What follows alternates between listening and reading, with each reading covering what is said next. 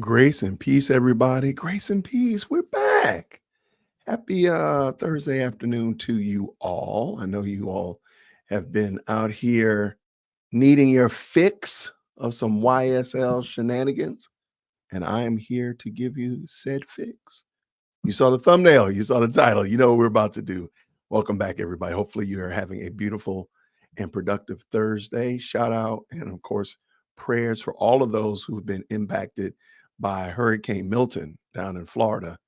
Definitely shout outs to you all and those that are dealing with still the cleanup from Hurricane Helene that came through the Carolinas earlier this month. Man, it's been a lot going on this month. And this year, let's just be honest. So, yeah, shout out to everybody that's dealing with that prayerfully, and hopefully you all are overcoming and in a good position. Hopefully, the what we've seen as relates to the aftermath is not nearly as bad as what we hear.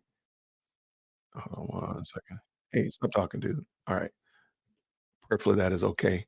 And you all are all right. And definitely let us know if there's ones that are affected by it. We will definitely keep them in our prayers. And hopefully, we'll make it through this. We'll make it through this without any more incidents. This has been a pretty engaging year, and it has not done. We still got 2 more months. Well, actually, a month and a couple weeks. 2 more months, 2 more solid months, Jason. That's how we'll do it. But perfectly, you all are doing well. I got some stuff I want to do and talk about today. I'm pulling up a video. As you can see, that I'm a little bit distracted, trying to multitask over here, but got a video we're gonna look at. It's just some highlights, if you will, from the YSL trial that I thought would help make a little bit of sense of some of the stuff that we've seen.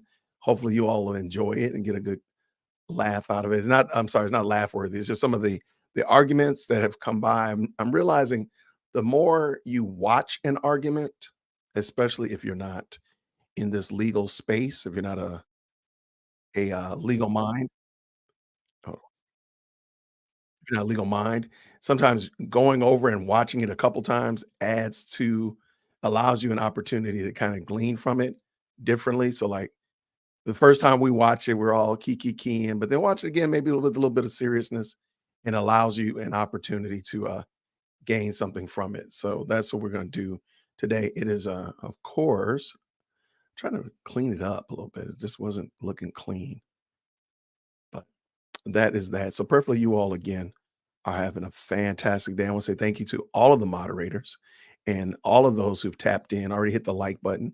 Thank you so much for doing so. Thank you so much for hanging out with us today. Hopefully, you all saw some. I'm sure other people have been unpacking this trial today and the such like that. So hopefully, you all learn some good stuff. You can tell all of us. It would be great to hear what you're picking up from this trial. So, matter of fact, let me just go ahead and drop a poll question real quick.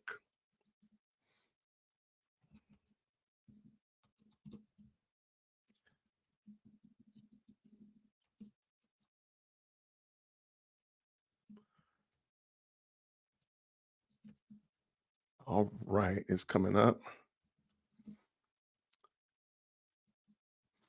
All right.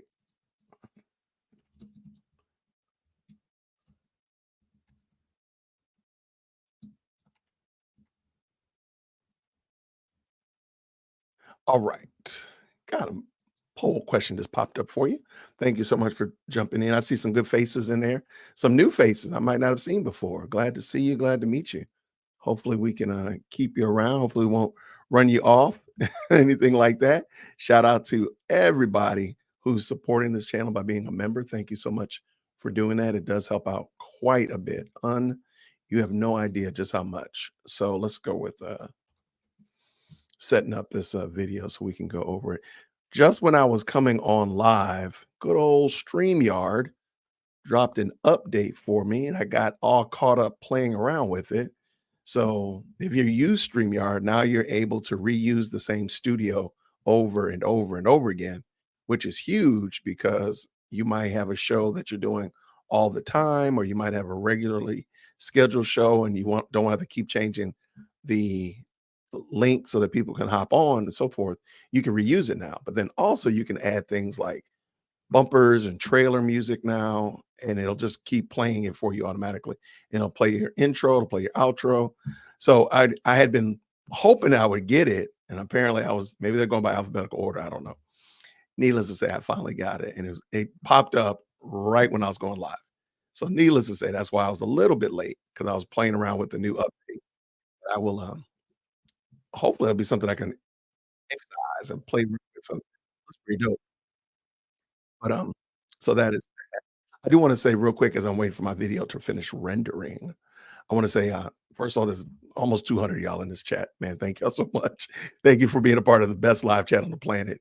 Now, your entry into your membership into your dues and admission into the best live chat on the planet is very simple. Hit the like button, jump into the chat. Thank you so much for stopping by. I really do appreciate it. Um, I will more than likely, now that I realize I got this new feature, I might go live later on tonight just to try it out. It'll be just a mic check. So I'm just going to be playing around with some of the new settings that I've got. Because again, man, I wish they'd given this to me earlier today when I was at home doing nothing. So now, literally, I had StreamYard open all day. I come in here and I look up and I have a new update, and here it is. So I might go live again tonight. Now, I'll go live again tonight because tomorrow, Friday, I'm not going to be live streaming at all. I am going to my wife's job. She has a big event. So I'm going to go spend the morning supporting her in that. And then I have a meeting in the afternoon talking about the studio. So I will not be streaming tomorrow. But in lieu of that, I will be streaming tomorrow night ish, possibly. I'll let you know. You'll see the thumbnail. You'll see the thumbnail. You'll see the title. And you know what we're about to do. This weekend, there's a lot of shenanigans going on here at Whitaker Park, but I'm gonna try to get up in here one way or another. Maybe I'll do a little live stream from the farmers market or something like that. But this coming Monday, we'll be back. Hopefully, the jury will be back and everything will be back, as it should be in One Charlie. And we'll, of course, Lord willing, we'll be live streaming that. But Monday night, I'm gonna be sitting down with a couple of friends of mine. We're gonna be talking about the election. And we're going to be talking about the big push to get highly melanated men to vote in a certain direction. I think y'all know where we're going. So I'll have Virgil Walker from the Just Thinking podcast in G3, as well as Kevin Briggins from the Off Code podcast. And I got a couple other guests that will be coming through as well. And we're going to just have a panel discussion discussing the roles. Well, first of all, we as Christian men, how do we perceive the role of government and the importance of government? And do we put aside certain moral feelings or put aside certain thoughts in order to vote in a certain direction? It's going to be kind of fun conversation. That's going to be Monday night at 8 o'clock p.m. Eastern Standard Time. So we're going to have a busy day on Monday. So I might need to actually take off Sunday. We'll see, though. We will see for sure. But this video is over here taking forever and a Tuesday to render because I should have done this earlier today. It would have made sense to have done it. I did not do it. Editor Jason, I'm going to fire that guy. I'm going to tell you, that guy's going to get put on the sticks. But as long as I don't, let's look real quick. Who do I got up in this building? Good to see you, Millie. Thank you so much. This was earlier today. Thank you so much for stopping by. Donna's in the house. Thank you so much. Donna's a moderator. Y'all make sure you say hey to the moderators. They do a great job of keeping me in line and keeping the show moving in the right direction. No, there was no court today. Oh, let me take that back. There was court, but they didn't have camera for some reason today. I don't fully understand what that's about, but so they have court. It's just not open to the public and it's not filmed. I don't understand. Um, I think I'm with you, Judah. The fact that these men are in jail and they are procrastinating is wild. I do think that's pretty interesting because remember, they just came off of a almost 6-day weekend. They were off last Thursday and Friday, of course, Saturday and Sunday. They were off Monday and Tuesday. They came yesterday, and now they're off. I mean, they're in there, but they're not really there today. They're not moving the chains, if you will. They're supposed to have the jury back tomorrow, but I think we all can agree and probably say amen to that, Judah. I agree with you. Give me a cup of coffee. Give me a cup of coffee, Jordan. Gordon, thank you so much. I love it. Thank you so much, Miss Bonner. I got coffee right here. I'm good. I'm golden. I'm golden. I'm on point. All the way from Los Angeles. Good to see you, Lisa Williams. And that is amazing to me. And I'll say it again, almost 300 of y'all have tapped in. And I really appreciate y'all. The fact that you all tap in from not all around Georgia or around the United States. We got people from all around the world that are watching this channel. This little guy in his office talking loud. Man, that's amazing. That does mean a lot. It does not go unnoticed. And I thank God for you all. So thank you, even from LA. And that could be lower Alabama or that could be Los Angeles. I really do appreciate it. Um, I'm here now. Sorry about that. And I know when I start late, it gets weird sometimes. So I do apologize for that. But I had to go run some tasks and some chores today. I get some things done around here. All right. Good to see Ray. Always good to see Becky as well. Thank y'all very much. I see you, Mo. Thank you so much. I appreciate the messages. You've been sending me some great emails. We have a great conversation that way. And I appreciate it. I see you, Pray, Press, and Proceed Customs. Thank you so much for stopping by in the morning. Hello. What's up to you, Sony Picks? What's happening, friend? Grace and peace to you. I see you, Tia. Hello there. Now, Detail Queen, are you a detailer or are you? That's interesting. I don't see many women with the title detail in their names. I'm wondering. I, see, I wish I knew. I really wish I knew. I really wish there was a fire under the court and the state's posteriors to get this case to the jury as quickly as possible. Get these men either released because they're acquitted or under the jail because they're guilty. Now they're just in limbo. And the bad thing is, this could go on for as long. Again, the state has no motivation. They have nothing to impede them from dragging this out. Now, thankfully, we're going to watch a couple clips of Judge Whitaker really laying the hammer down and throwing out some really specious, fruitless, quote unquote, evidence. But just think about it. They wanted to bring this in. And most people would probably agree if Judge Glanville was here, this stuff would have been brought in without any question. So at least, again, like her or not, she's doing something to get this, to at least try to get this case moving in a good direction. I haven't heard exactly why, but yeah, they just, for whatever reason, they didn't need cameras on. So it's not like, I guess it's not right. True proceedings, I guess. I don't know. I really don't. I didn't see any camera at all. Actually, I was looking most of the morning while I was doing my chores. Um, and I didn't see it. No, so I don't know whatever happened.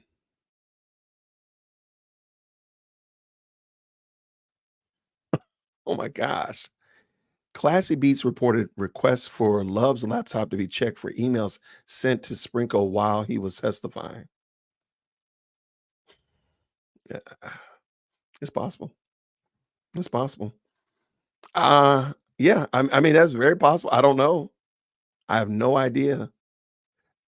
And let me bring this back up. If you have to cheat at this stage of the game, Ken, I think it's fair game that I don't know if she actually did this. So I don't know if this truly what truly happens. I'm not going to impugn her like that. What I am going to say, however, is we've watched Adrian Love in 4K try her best to weasel around various and sundry rules and stop gaps and the ways in order to quote unquote get the W. So is it possible? Because I mean, Sprinkle was looking at his laptop. We all saw that. Is it possible that she was texting or emailing Sprinkle? I It's possible. Do I know this? I do not. Eh, Let me say it like this. Would I put it past her? Absolutely, unequivocally, no. I'd rather trust a hungry dog with a T-bone steak to not eat it than to trust that Agent Love did not text or email Sprinkle. I'm not betting on that. So yeah, it's unfortunate because at the end of the day, I've heard people say, "Oh, you just want criminals to go free and you don't care about the people in Atlanta." I live here in Atlanta. I don't think there's a geographic people group I care more about than the people that live around me because I'm among them. So, I mean, I literally used to work on Cleveland Avenue at Cleveland Avenue Elementary School. I'm aware of a lot of the places that they're talking about. So, no, I don't want criminals to run free. What I want, however, is to know that they're criminals. And at this current moment, because of the shenanigans, hijinks, and foibles and fumbles of the Fulton County DA's office, we don't know if they're criminals. What we do know is that they have conjectured and postured a whole bunch of things, but we don't know if the young men in front of them are actually guilty of those things. Now, let's just say the vast majority, because there are two people in there that I think we all could probably agree they need to go ahead and get their positioning under the bus because they need to get thrown under the bus. But the others, let's just use the whole six as it just for discussion. I don't know if those men are guilty. Do you know they're guilty? How do you know they're guilty? What evidence do you have that causes you to believe that these men are guilty? I'd love to hear it. And where did you get that evidence from? Because you sure didn't get it from Adrian Love, Simone Hilton, or Christian Atkins. That we do know. So no, I don't want criminals to run free. I'm not about lawlessness, silly goose. No, I'm not about lawlessness. What I am about, however, is in the current state that we are in America, you're innocent until proven guilty. At the current moment, I'm watching you cheat to prove that the men are guilty. So that's making me think maybe they're not guilty. Maybe you're doing all these shenanigans, hijinks, and such of that nature because they're not really guilty, but you're trying to cheat in order to make your case, win your applause and your accolades and all that kind of stuff like that. Maybe that's what we're watching. So I appreciate it though, y'all. Thank you so much. Always good to see Amethyst Angel in the building. I appreciate you so much. I was watching our segment yesterday. If you didn't watch yesterday, Amethyst Angel came in, I think it was like during lunch or something like that. She came in yesterday and we had a great conversation about understanding the language of different cultures. And I mean, here in America, so different generations, if you will. And it was a good conversation. I talked to my 17-year-old this morning, and I hate to tell you, but a lot of the things we talked about, she said were already out of fashion. So y'all try to make me cool, try to get me hip on what's going down. And my child just told me this morning, "You're not cool, Dad. You're not hip." Like, back to the drawing board. Always good to see you. High five. Thank you so much for stopping in. All the slimes. Yeah, if you got that green, I got to come up with a cool name for all the members because I realize all the members' names are green. So we got to come up with some kind of like slime time or something. I don't know. I got to come up with something because all the members' names are green, which happens to be pretty comical. Now, Gwen says this: I'm investigating how to get the RAP Act in front of people to contact their representatives. Thanks for the interview. If you would, Um, send it to me. I'm going to do a discussion about the Rap Act. I will gladly any information. If there's I'm sure I can look it up too. A general way to for everybody to find their representatives to contact him or her about that and to let them know, like, hey, we support the Rap Act. We want you as our representative to support the Rap Act, so on and so forth. Push this through. I will whatever because I do think it's necessary. It's a good thing for us to do. That's something I think we could all stand behind. It's like I want you to be able to share your ideas, and again, I don't have to agree with them. I'm not mad about that. As long as we can share our ideas in the marketplace, I'm good with that. Can you please bring up Doug Weinstein's response to Love's Crazy Motion, please? Do you want me to bring up the actual motion? I will do that for you. Absolutely.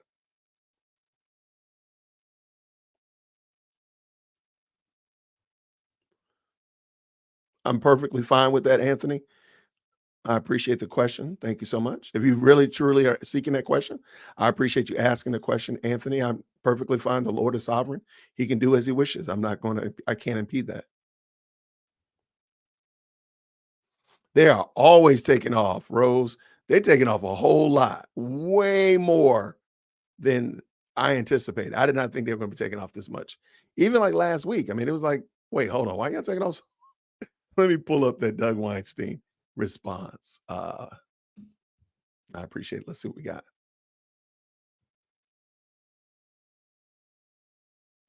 All right.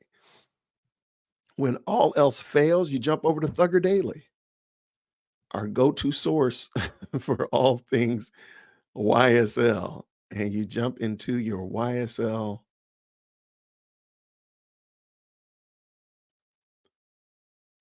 Oh, wait, okay. Actually, Thugger Daily has something about this case.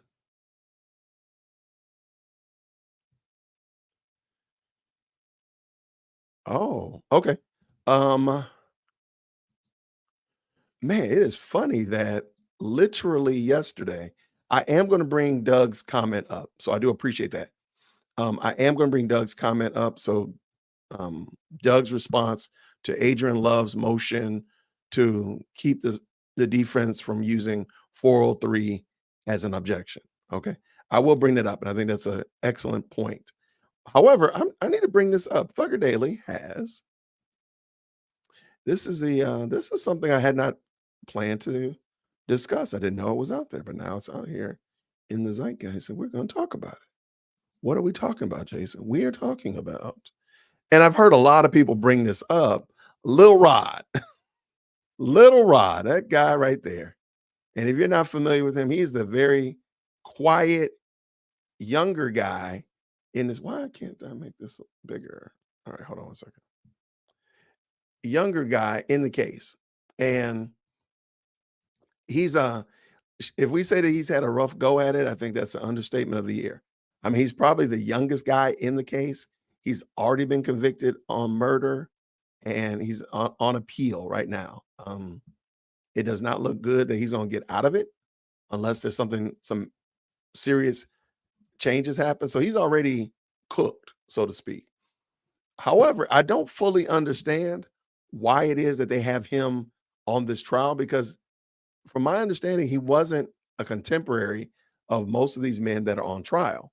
So sure, he claims YSL, but they don't know that as far as I'm understanding, they don't really claim him like that. But let me pull this in because I think it might be something worth us discussing and see if it's in his motion from last night. And I also have Doug's thing as well. And this makes it a little bit bigger. So that's actually better. There we go. So again, thank y'all so much. It looks like 5:15 of y'all have popped in. I appreciate y'all in the late afternoon. I know that most of you are used to us doing this earlier. And I just decided since it was going to be a horse trading day is what I call it. They're horse trading. Shout out to Monica Mo Justice, who hates when I say that, but shout out to her. All right. That's probably not the best look, Jason. Let's start there. All right. This is in a Superior Court of Fulton County, state of Georgia. Shout out to Georgia. The state of Georgia versus Rodarius Orion Jr. Memorandum of law regarding overt act requirement. Now, I think this is interesting because most of these actions, you hear them talk about overt acts and overt acts.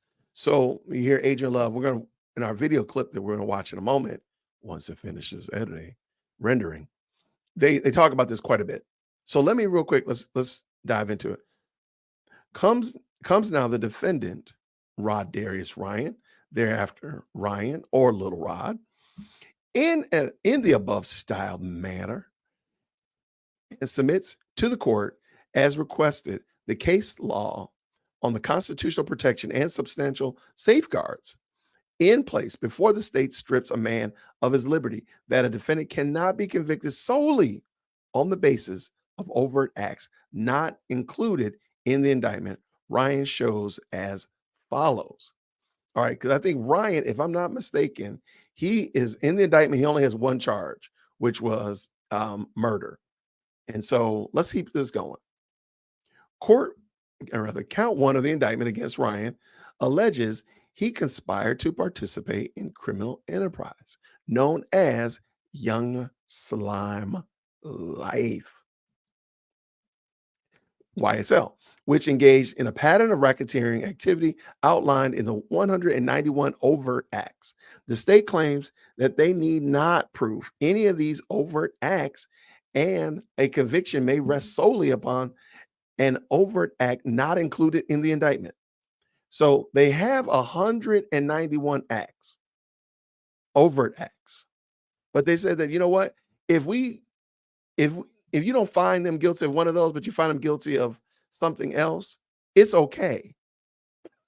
It's okay. If you think that they're guilty of not paying their third grade library fine at Cleveland Avenue Elementary School, it's all good. That's what we're going to convict them on. So it doesn't have to be a part of the 191. It could be the 190, sorry, the 193rd. It's all good. It's all good. It doesn't matter. This is craziness. This is madness. Wow, I did not realize this. The state urges this court to ignore not only the RICO statute itself, which, by the way, Georgia, man, I'm doing some research. Our RICO statute is problematic. And shout out to another subscriber who's in law enforcement who sent me a breakdown of this. And it was our RICO statute here in Georgia needs, shall we say, to be fine tuned. There she is. Shout out to Monica Mo Justice.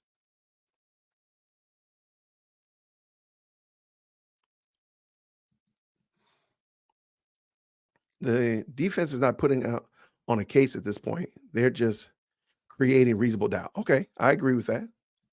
All right, let's keep this going. Let's keep it going itself, but also centuries of antecedent development of common law, going back to the Abbey of Abbey of Clarendon in 1166, Russell versus United States, and we got those statements right there, explaining that the history and purpose of a grand jury indictment is to provide a fair method for instituting criminal proceedings against a person believed to have committed crimes. The Constitution itself, federal and state jurisprudence, as well as the RICO statute, require that the indictment contain the necessary elements, which include the overt acts which form the criminal conduct. So you can't have 191 overt acts and then say, by the way, here comes drama is guilty of an act that's not on the indictment. It just doesn't make sense. And I agree 100% with that. I got you. The state may not rely on whatever conveniently arises to create an overt act which could support a conviction. Doing so would violate due process. Shout out to her. Okay. Okay. I like Dee Williams. I liked her anyway. I thought she was a nice woman when I met her at the courthouse. Very nice young lady. But let's continue. This is point A. The Fifth Amendment right to indictment by grand jury protects a defendant from conviction based on acts not contained in the indictment. So again, you can't indict somebody for the 193rd act and not if the 193rd act is not a part of the 191 that were initially on the indictment. Okay, I can get down with that.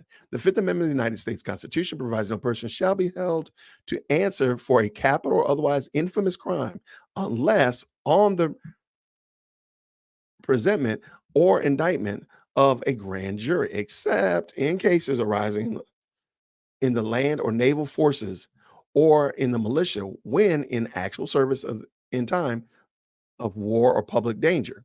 United States Constitution Amendment, and we got those numbers right there, and indictment, including this indictment, reflects what was present to the grand was rather presented to the grand jury. The grand jury may or may not have heard about the unspecified indictments that the state now wants to adopt as overt acts.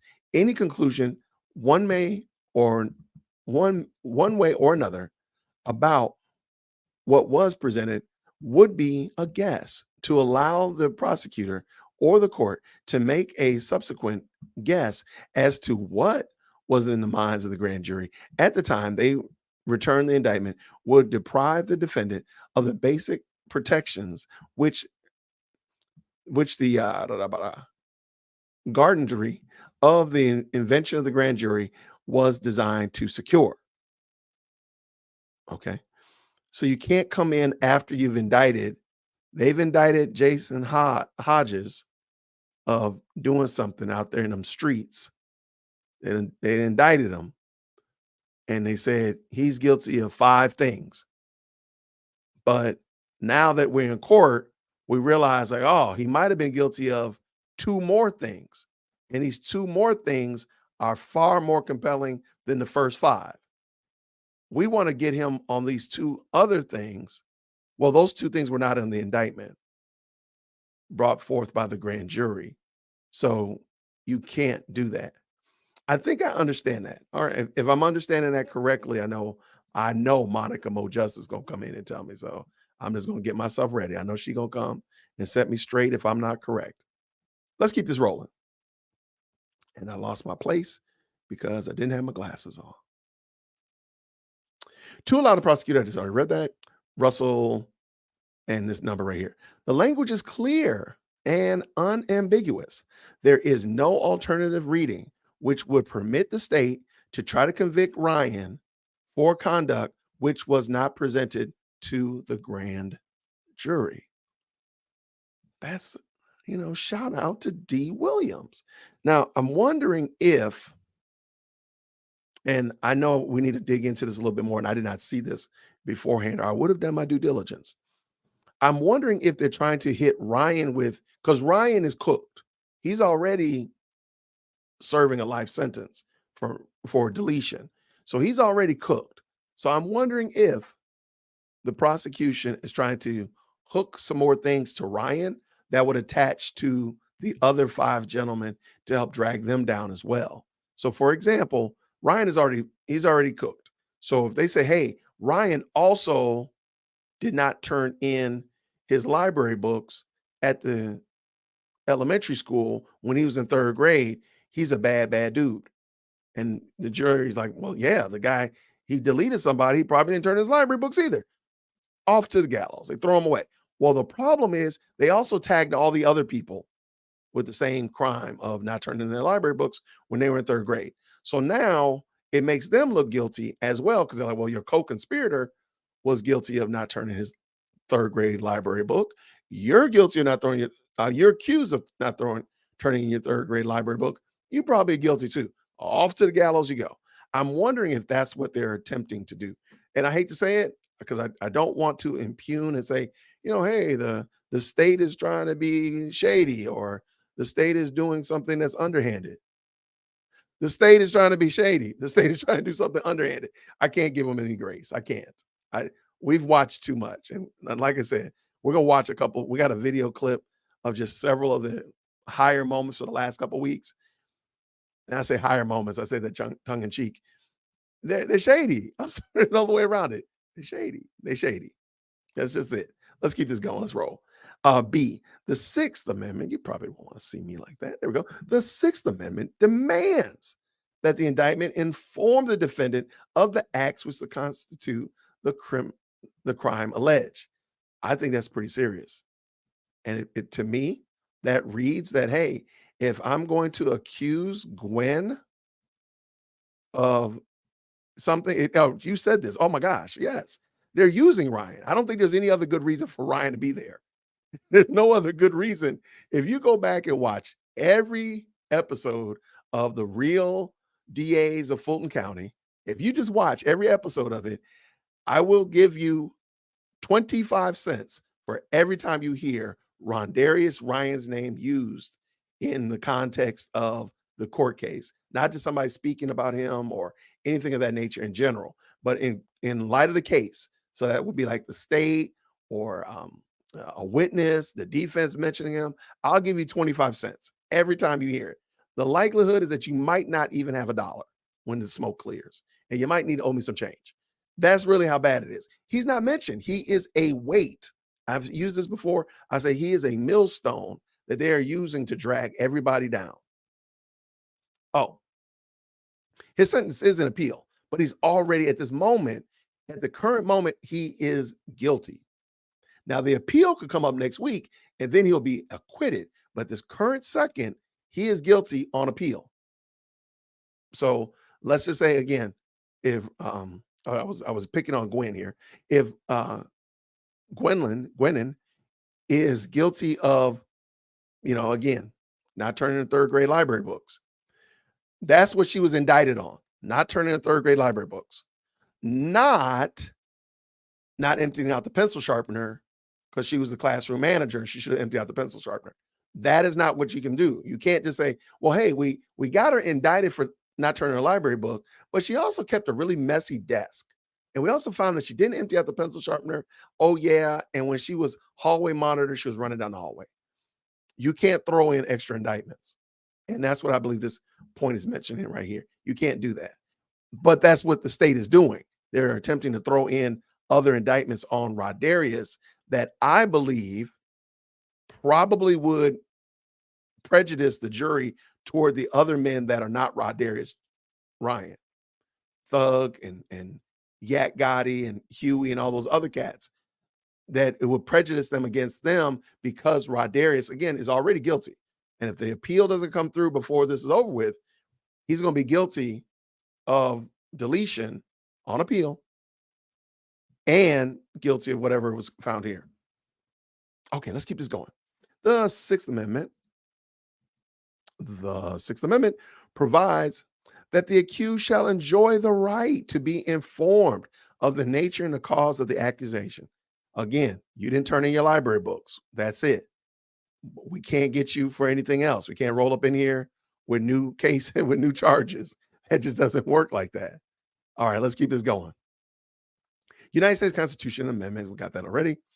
Due process requires that a criminal defendant be sufficiently apprised of what he must defend against. Oh my gosh. So I can't roll up in here on day 142 of the real DAs of Fulton County and say, hey, laid back media, you did not rewind your blockbuster trilogy of the early Star Wars. You did not be kind and rewind. So now we're going to throw this on you as well. You can't do that. You cannot do that. Shout out to Laidback Media. I hope you did rewind that. All right, let's keep it going. Holding that the defendant was sufficiently apprised of the predicate acts where the indictment identified specific transactions by check number, date, and recipient. Holding that, and this is another Kimbrough versus State, holding that the indictment must do more than repeat the language of the statute and must inform the defendant what he be prepared to meet. The state would like to completely dispel this requirement and rely on conduct not included in the indictment. I guess I was right. They're trying to tack stuff on after the fact.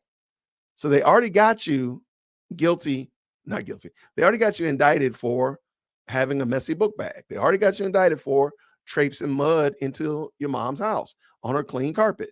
But now they want to put some new charges on you. You didn't even empty out the dishwasher. You didn't take Fido for a walk. You're just adding new things on after the fact. Well, you can't do that. Shout out to D. Williams. People have said, D. Williams has been quiet and she doesn't say anything. Well, one, she don't really have to because her client is just there. He's a millstone. He's literally there just to prejudice the jury. I can't see another good reason to have a man who is already been convicted of deletion sitting in a quote unquote RICO trial for 5 men who have not been charged for that. I'm just wondering why is he there? But anyway, shout out to D. Williams. This is very well written. And if you just popped in, we're reading over the motion for Little Rodarius Ryan, his attorney, shout out to D. Williams, who has written a motion because the state is basically trying to lump new charges on him that don't reflect what was in his indictment, quote unquote, to get him through the grand jury in the first place. So they're adding new things after the fact. Now, maybe they can, maybe they can't, but it sounds pretty clear here that Miss Williams thinks that they should not. So let's see how this goes. Let's go. The requirement of an indictment are that the indefinitely informed, is that it indefinitely informed the accused of the charges against him so that he may present the defense. I just read this, did I not? I did read this. I'm reading again.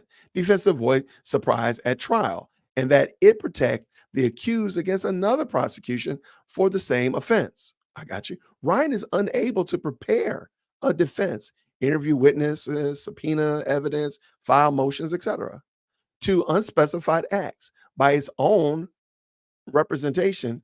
The state is still trying to decide what evidence from the 2 terabytes of evidence provided they will actually try to introduce to prove the 191 acts in the indictment. The state's position would require the defendants to indefinitely identify the evidence relevant to acts which the state may not even have thought of or which may not even have occurred yet. Wow. Yo, shout out. Y'all do me a favor. Do me a favor. Type D Williams in the chat. I like her. I liked her before, but I'm loving this. I'm loving this. She is giving them the business. She is giving them the business. I like this. I can't say anything about it. You know what? I do think, hold on, that might, oh, wait, this might be a bossy. You right. Darn it. Hold on. Let me check. All right, let's see. Oh, crackers. I might have totally butchered that up. It is Leah Abassi. And D Williams is the D Williams. And you know what? We gotta give love to them both. Hey, we give love to everybody here at DWC, even the people that don't like my DWC hoodie. All right, we're gonna drop. I'm sorry, it is Leah Abassi as well as D Williams. We gotta give a shout out to them both. Absolutely. Now I gotta figure out where I was. Rookie. Right there. There we go. Yeah, put a bossy in the chat. Put Leah D Williams in the chat. There we go. We're gonna fix it. We fixed the problems over here. Here comes drama. We fix them. We fix problems. I used to tell my students, don't bring me problems, fix the problem. And tell me what you did to fix it. There you go. All right, let's go. The 2 requirements of an indictment are that it definitely inform the accused of the charges against him so that he may present his defense to avoid surprises in trial, and that it protect the accused against another prosecution of the same offense. Ryan is unable to prepare a defense, interview witnesses, subpoena evidence, file motions, etc., to unspecified acts by its own representation. The state is still trying to decide what evidence from the 2 terabytes of evidence provided they will actually try to introduce to prove the 191 acts in the indictment. The state's position would require the defendants to identify the evidence relevant to acts which the state may not even have thought of or which may not even have occurred yet. This would leave the prosecution free to roam at large, to shift its theory of criminality so as to take advantage each passing vestige of the trial and appeal, a practice the Constitution prohibits. Wow. I'm liking her. I'm kind of digging them. Okay. I thought Abassi was tight and I like her as well, but I like D Williams as well. I'm putting, hey, if Abassi wrote it all, shout out to her. If D Williams wrote it all, big shout outs to her as well, because she's been working, she's been grinding. I love it. The state must, this is part C, the state must prove that at least one member of the alleged conspiracy committed one or more of these acts of the indictment. To prove RICO, the state must prove at least 2 of the predicate offenses in the indictment, Dorsey versus State, where here the defendants are charged with conspiracy to commit RICO. A person may be found guilty of a RICO conspiracy if they knowingly and willingly join a conspiracy. Y'all, I just want to let you know ahead of time, you all, if you are part of the 848 of you all that are watching this live stream, and if you've already hit that like button and jumped into the chat, I just want you to know you are now a part of the conspiracy. That's right, the conspiracy to help Dear World Christian hit 50,000 likes by the end of the month. You are a part of that conspiracy, and I appreciate you. Thank you so much. Get up in here, Jason. Let's go. A person may be found guilty of a conspiracy if they knowingly and willingly join a conspiracy. We joined the best live chat on the planet. And now you're a part of the conspiracy, y'all. Join it, which itself contains a common plan or purpose to commit two or more predicate acts. That's right. We are going to hit the act of jumping into the best live chat on the planet. We're joining the conspiracy, y'all. We're going to be a part of the plan to help Dear Woke Christian hit 50,000 likes by the end of October. And what's the purpose of that? Just to see if we can do it. And so we're going to help commit those two predicate acts. We're a part of the best live chat, and we're going to hit like every time we see a video. The inclusion of improperly charged predicate acts, the equivalent here, overt acts not charged at all, will not void a conviction if two remaining predicate offenses support the conviction. And that's Carr versus State, as well as Mosley versus State, upholding a conviction where the evidence in this case supports the jury's determination beyond a reasonable doubt that Mosley committed at least two predicate offenses as charged in the indictment. The inclusion of additional acts does not satisfy the requirement that the state prove an act charged. Continue, Jason. The state cites in Georgia versus Meadows for a proposition that the state need not prove that the defendant himself committed the overt acts in the indictment, just that at least one member of the conspiracy did so. And that's why I think they have Ryan there to try to lump him in to the conspiracy with Thug and everybody else, because if they're able to tag all of them into it, then they'll be able to say, well, if one person did one thing, then therefore everybody's guilty of that one thing as well. So part of the conspiracy, or the conspiracy furthered, again, the whole shenanigans with the RICO. So I can kind of see what they're saying there. All right, continue. This is accurate and not the issue at hand. Those cases address who committed the overt act, not whether the indictment included the overt act at all. Any reliance on such cases would be misplaced. And then 10, to permit the conviction based solely on overt acts not included in the indictment would amend the indictment, which I think is very telling, because the grand jury will submit an indictment, and that indictment is pretty much what their game plan moving forward. So you don't want to change that indictment, because otherwise that means you've changed what the grand jury saw fit to indict the person on, if I'm understanding that correctly. So that makes perfect sense. So that being the case, now you don't want to put yourself in a position where you are changing what the grand jury was running with, or what the grand jury came down with. A valid indictment must include all of the essential elements of a crime. A RICO convention. Convention. There's no such thing as a RICO convention. A RICO conviction requires two steps: proving a defendant has committed two or more offenses of the sort included in the RICO statute, proving that the offenses have been committed as part of a pattern of racketeering activity, with conspiracy to commit RICO. The first requirement no longer applies. Instead, the state must prove that the defendant joined the conspiracy in which some members performed the second requirement.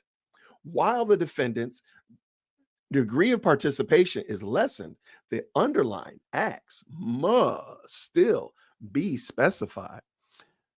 And I think that makes sense. Okay. I'm following along. I'm following you, Abbasi and Williams. I'm following you. The present indictment meets the first requirement by listing the 191 overt acts, which allegedly constitute an offense within the RICO statute. The word allegedly is getting a lot of shine in 2024. I love the word allegedly. If you're like me, you probably are using the word allegedly a lot more in your day-to-day conversation. Oh, that would be hilarious. I think you meant a DWC meetup, which I am planning one in November. Shout out to that. I am planning one of those in November. It can be a RICO convention. A RICO convention. Stop it. Let's go. Let's finish this up. allegedly constitutes an offense within the RICO statute. If none of those overt acts are proven, there can be no conviction. Okay, so all right, okay, yeah. So she's saying right here that this is the overt acts, the 191 acts right here. And then she says if none of those overt acts are proven, then there can be no conviction. All right. If the state would like to add to its list of 191 overt acts to satisfy the required elements, the form for doing so is before the grand jury, not mid-trial. Shots fired. Wow. Okay. I'm picking. Shout out to y'all. I got you. Shout out. So basically, you got to go back to a grand jury if you're going to add, two more indictments in this. If you're going to add an indictment, you got to go back to the grand jury. You can't just do this on your own steam and say, hey, I really think that Kiana should be charged with something else also. Well, no, you can't do that. It's the 191 or however many charges that Kiana was um came down from the grand jury. That's all you got. You can't just add more to it. Shots, shout out. Okay. I'm picking this up. I'm picking up what you're throwing down. Permitting acts outside of the indictment to support conviction would the indictment. This court cannot authorize a jury to convict for conduct outside of the indictment. Yikes. She said, look, you don't even have the power to do this. Ma'am, what they're trying to get you to do, you can't do that. You better stand down. Okay. Okay, I got you. This court will be required to instruct the jury what the state must prove. These instructions must limit the jury's consideration to the elements of the offense as charged in the indictment. Holman versus State. Holding that the trial court erred when it instructed the jury that an organic brain injury could sustain. Wait, back up.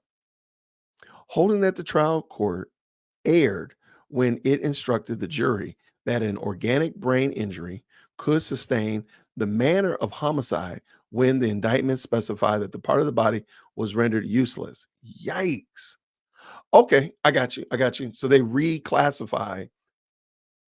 The indictment said one thing, said that the person had the brain or basically was not. I have to look into that. Okay, and the court basically reimagined the indictment. Okay. I think I understand that. All right, let's keep this going. Where where RICO could be committed in multiple ways, instructions are still limited to those in the indictment. And we know that's the 191 overt acts. Okay. Man, this is actually making the case look really interesting. I'm looking a little now. I'm kind of looking forward to the next day they have the jury in there. Okay. Shout out to y'all, Leah and Abassi and Williams. Where RICO could be committed in multiple ways, instructions are still limited to those in the indictment. Cotman versus State. To apply to the state's theory, this court will have to instruct the jury to ignore the elements of the offense. Wow. Ignore this element of the offense.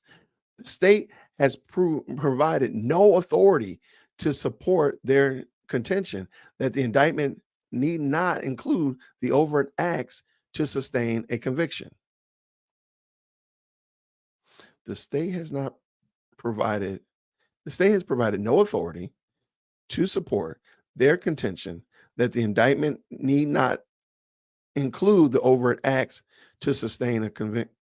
Oh, okay, got you. So the state can't say, hey, I know we got this 191 over here. Oh, absolutely. I got you, Monica. Absolutely. Monica Mo Justice, thank you so much. There's the link in the chat. So basically, what this means is that the student teacher is going to get kicked out of the classroom because the teacher's on her way in and she's about to kick the student teacher out because the student teacher wasn't doing everything right. So it's been fun. Monica Mo Justice about to come in here and chastise me. Man, I hate when that happens. Let's keep going. Let's read. The state provided to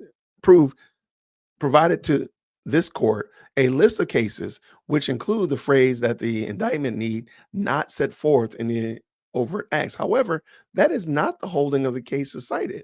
The relevant issue is whether the indictment meets the constitutional due process requirements. And I think it's funny because we see this a lot with the state. The state constantly, constantly, here's the link, Monica, constantly tries to sidestep what they're supposed to be able to do to what they want to do. You know, I'm supposed to be cleaning my room, Dad, but I want to go drive a car. Wait, what? I'm supposed to be emptying out the dishwasher, but I want to go to the mall with my friends. Well, okay, that's great. I'm glad to know what you want to do, but what you're supposed to do is clean your room, empty out the dishwasher, start the laundry, whatever, whatever. Yeah, but I want to go hang out with my friends. Okay, that's fine. But you can't do that. Right now, you got to do this other thing. And we see that all the time with the state. We see it all the time. And lots of people have commented about how they don't want to do what they're supposed to do and they want to do something different. Let me get done before Monica comes in here and chastises me. The state cites to Nordahl and state, which indeed does say that the state need not prove the overt act in the indictment. However, the Georgia Supreme Court cites in the United States versus Kaplan, which clarifies that an overt act besides those specifically named need to be encompassed in the indictment to the extent that the defendant was on notice that those acts could be offered against him as proof of the indicted offenses. I think I got that. If I'm understanding that correctly, going back to my really bad classroom example, you're responsible not only for your science grade, but you know ahead of time that you're going to have a spelling grade and a math grade, a social studies grade, and a reading grade. Now, what you're being tested on this week might only be science and reading because those are your end of the unit or whatever like that. But you're aware that you might have a quiz. Maybe you have a quiz on math. Maybe you have a quiz on Bible or quiz on science, but you know that there's certain things that you're going to have. So you're not surprised. Say, I didn't know that we were going to be learning science in this class. That's not true. The Second Circuit went on to further clarify that reliance on the uncharged acts can amount to a constructive amendment or variance, which would reverse the conviction. Still in Kaplan, the indictment charges Kaplan with false statements based on a representation he made to the FBI during the post-arrest interview and identified specific portions of the statement. In closing, the government asserted that Kaplan's statements contained 7 misrepresentations, only one which has been specifically identified. Oh, here's adult supervision in the building.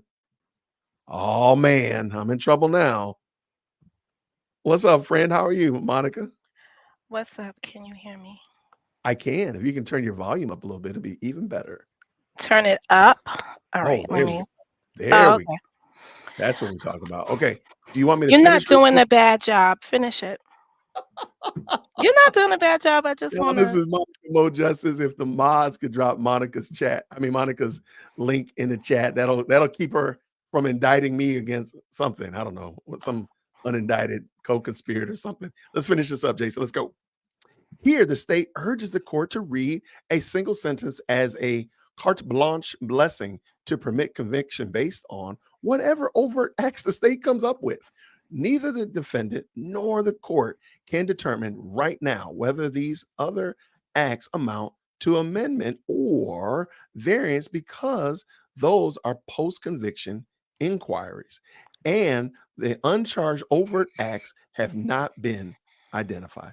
The state provided this case in the United States versus Jimenez, relying on, out of context, the phrase that evidence is not limited to the overt acts in the indictment.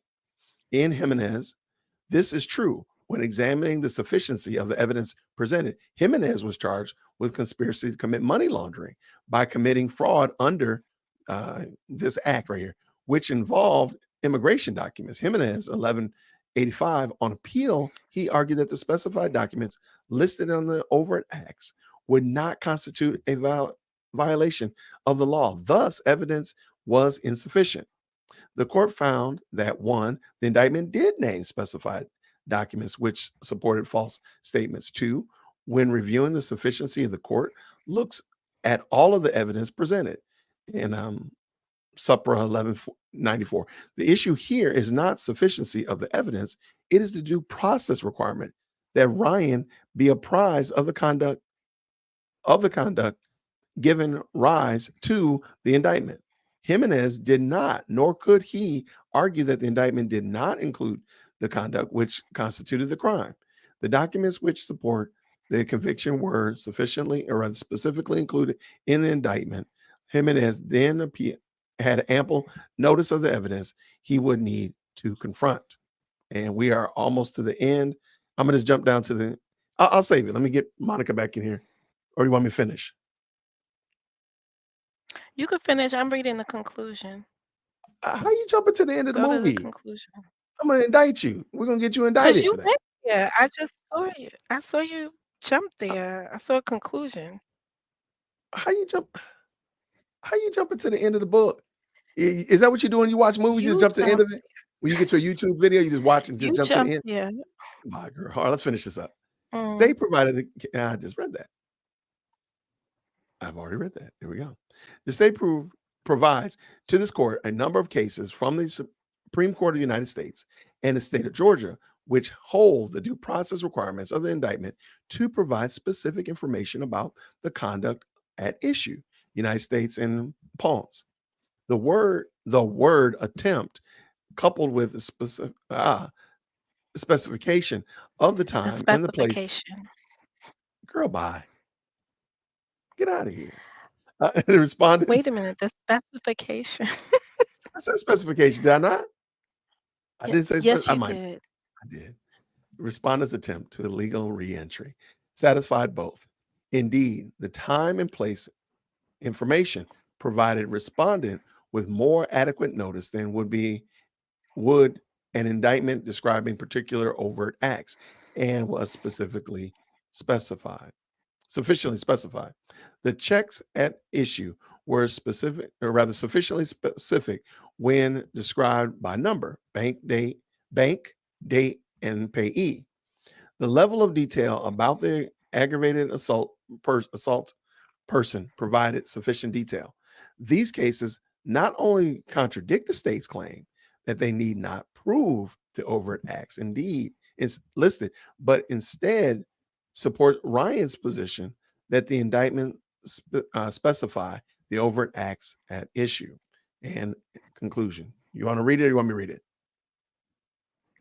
You the state's contention that Mhm. overt acts solely outside of the indictment not only ignores the law, but also offends a fundamental notion of fairness. The state has no reason to argue that overt acts outside of the indictment alone will sustain the conviction unless they need to rely on this premise. The state would only need to make this change if as trial progresses, it becomes evident that the state cannot prove its case. Oh, this. The state has a duty to pursue justice, not a conviction. That is true. As the state watches their case fail, they refuse to accept the possibility of defeat fair and square, but rather seek to make up a new case as they go along. No defendant can prepare to defend against allegations which are being invented as the trial goes along. Such a demand would render due process meaningless. However, that seems to be door, or it should be that seems to be door the state wants to keep open throughout this trial. If these overt acts aren't working, just add some new ones. That is neither legal nor just. Respectfully submitted on the 9th day of October 2024. I Um, love it. All right, let's bring it in. Hold on, real quick, before we jump in too far. Who are you? Tell us who you are. Can you hear me? Monica? I'm I don't here. know. Can you hear me? Can you hear me? I can hear you. I said, tell me who Yeah, you I are. hear Tell us, you. tell us who you all are, because you came in. I don't know if everybody knows who you are. Oh, you want me to introduce myself again? Yeah. Just Monica Mo Justice? Oh, man. Bye. If you don't know me by now, I'm just a person in the chat. Well, one thing though, But a lot of people need to know that, you're not just somebody that pops in the chat. You actually know a lot about what you're talking about. That's why I wanted to give you a chance if you yeah, wanted this to. is I'm a paralegal by There trade. we go. Thank Um, you. yeah, but this is the thing that I like the most is reading these what was this, emotion to Yes, this is quash, emotion. or Yes, what it was it? was. Okay, here's the thing. She makes great arguments within the brief, right? Hmm. Where she's just saying, like, listen, you can't keep adding on to the overt acts to try to find new evidence that didn't go before the grand jury that made this indictment, to now start to consider things that were outside of what they reviewed and considered, right? Correct. Um, that is true and not so true. But Okay. Break it down to me. um, Break it down. for her immediate argument is that they want to add to the overt acts new things that happen after the indictment. Hmm. Normally, people add to the overt acts with things that took place before the indictment, but just didn't go before the grand jury. So let's suppose, like, a person was at the time that they went to the grand jury, it was discovered that they were in possession of a weapon, right? Okay. But then you find Good. out later, like, so you didn't charge them for being in possession of the weapon, but you charged them for using the weapon against another person, right? Then you now Fair. find out that after it's been indicted, then you find out that they were illegally in possession of the weapon. You can bring forth that charge because it's within what happened that the grand jury was um, looking at, what they considered. The problem here is that they want to bring in charges for crimes that are being committed within the four walls of the prison that they put them in. I agree. Now, And so let's just be clear. Uh, go ahead. Go ahead. No, no, I was gonna say I agree with that, but that sounds like the Jimenez case over here, where they were saying like there was one act, but then there was some offshoots that came off of that one act, and you were properly able to defend yourself on that one. But to the contrary, is an example that you're giving right here, where it's an act that, again, something happened in the prison, something happened way off scale that did not happen. The indictment did not originally have in consideration. I think that's what Ryan is being tacked with. So I do think she spoke about those two difference, if I'm right. Right. But the infer it so let's look at things from like 360 degrees. Let's look at it also from the position of the state. The state, in that conclusion there, she says, like, they're supposed to pursue justice, right? Mhm. And making that statement could bite you because the state is trying to say, listen, these are the worst of the worst, and we need to keep them incarcerated. Look, we have this guy incarcerated, and he is still participating in furtherance of the gang in gang activity. But what I want to point out is two things. One, does the state have a record of filing against people, submitting new charges against people that are detained in their in their prisons, right? Mhm. Or is this a normal practice? Because sometimes crimes occur inside prison. People get stabbed all the time, et cetera, et cetera. Nobody files any kind of they don't file Charges. charges against Yeah. somebody inside the prison, but are they just filing these charges? Like, is it unusual that they're filing charges now against these individuals for what they're doing? Because from what I've seen, there's been some attacks on the YSL members, but I don't know if other people have been charged for attacking them inside the prison. So if this is their normal practice, then we could say it's their normal practice, but it doesn't mean that it should be attached to this particular case because it's already been indicted.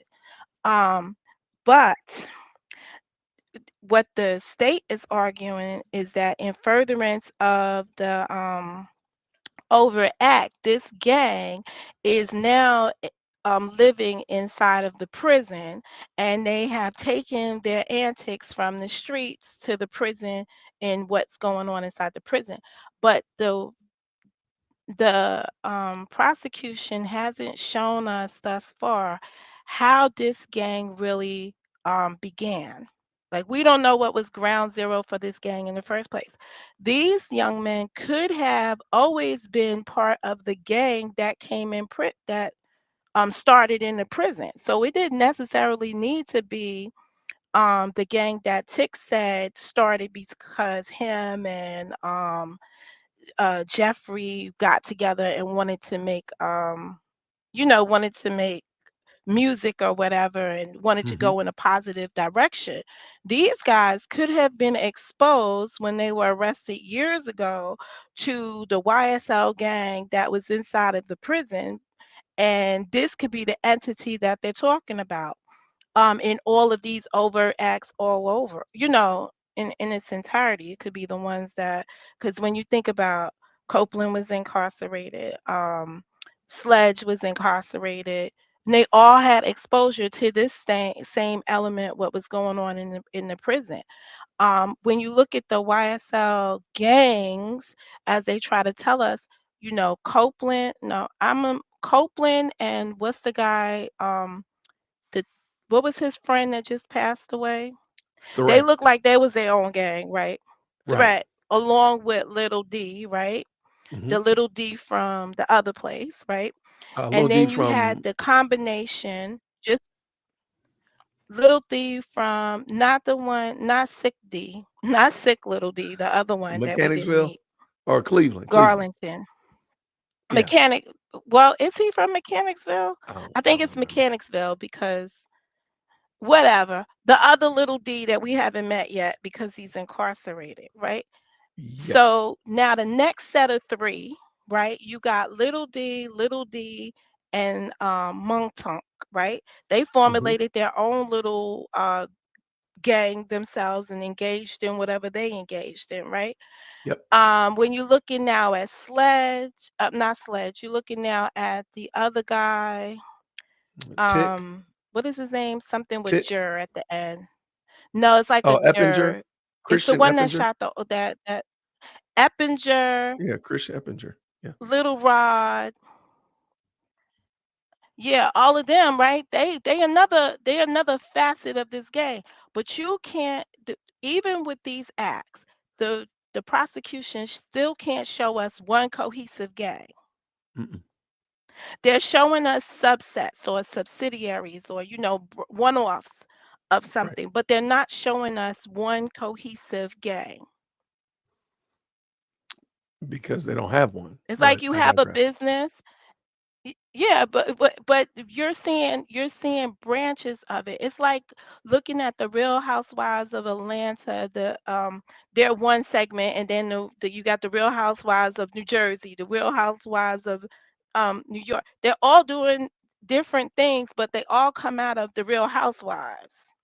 Gotcha. So that's how I see this gang, right? They're YSLs, but there's different little groups that engaged in something by themselves in furtherance of themselves that didn't Hmm. benefit the other entities of it.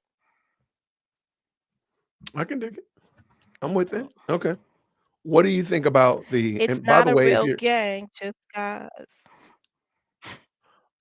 real quick, just in case you just popped in, we just read through this motion for Little Rod, Rondarius Ryan from Leah Abbasi and Miss D. Williams on his behalf.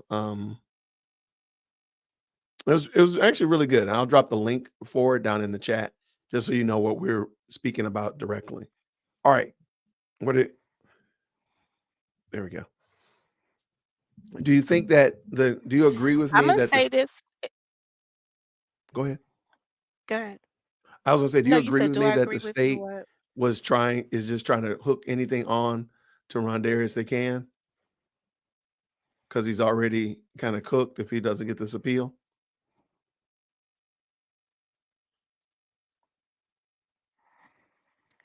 All right. So Little Rod is a convicted felon Mm-hmm. at the present moment, right? Mm-hmm. And even if he wins his appeal, right?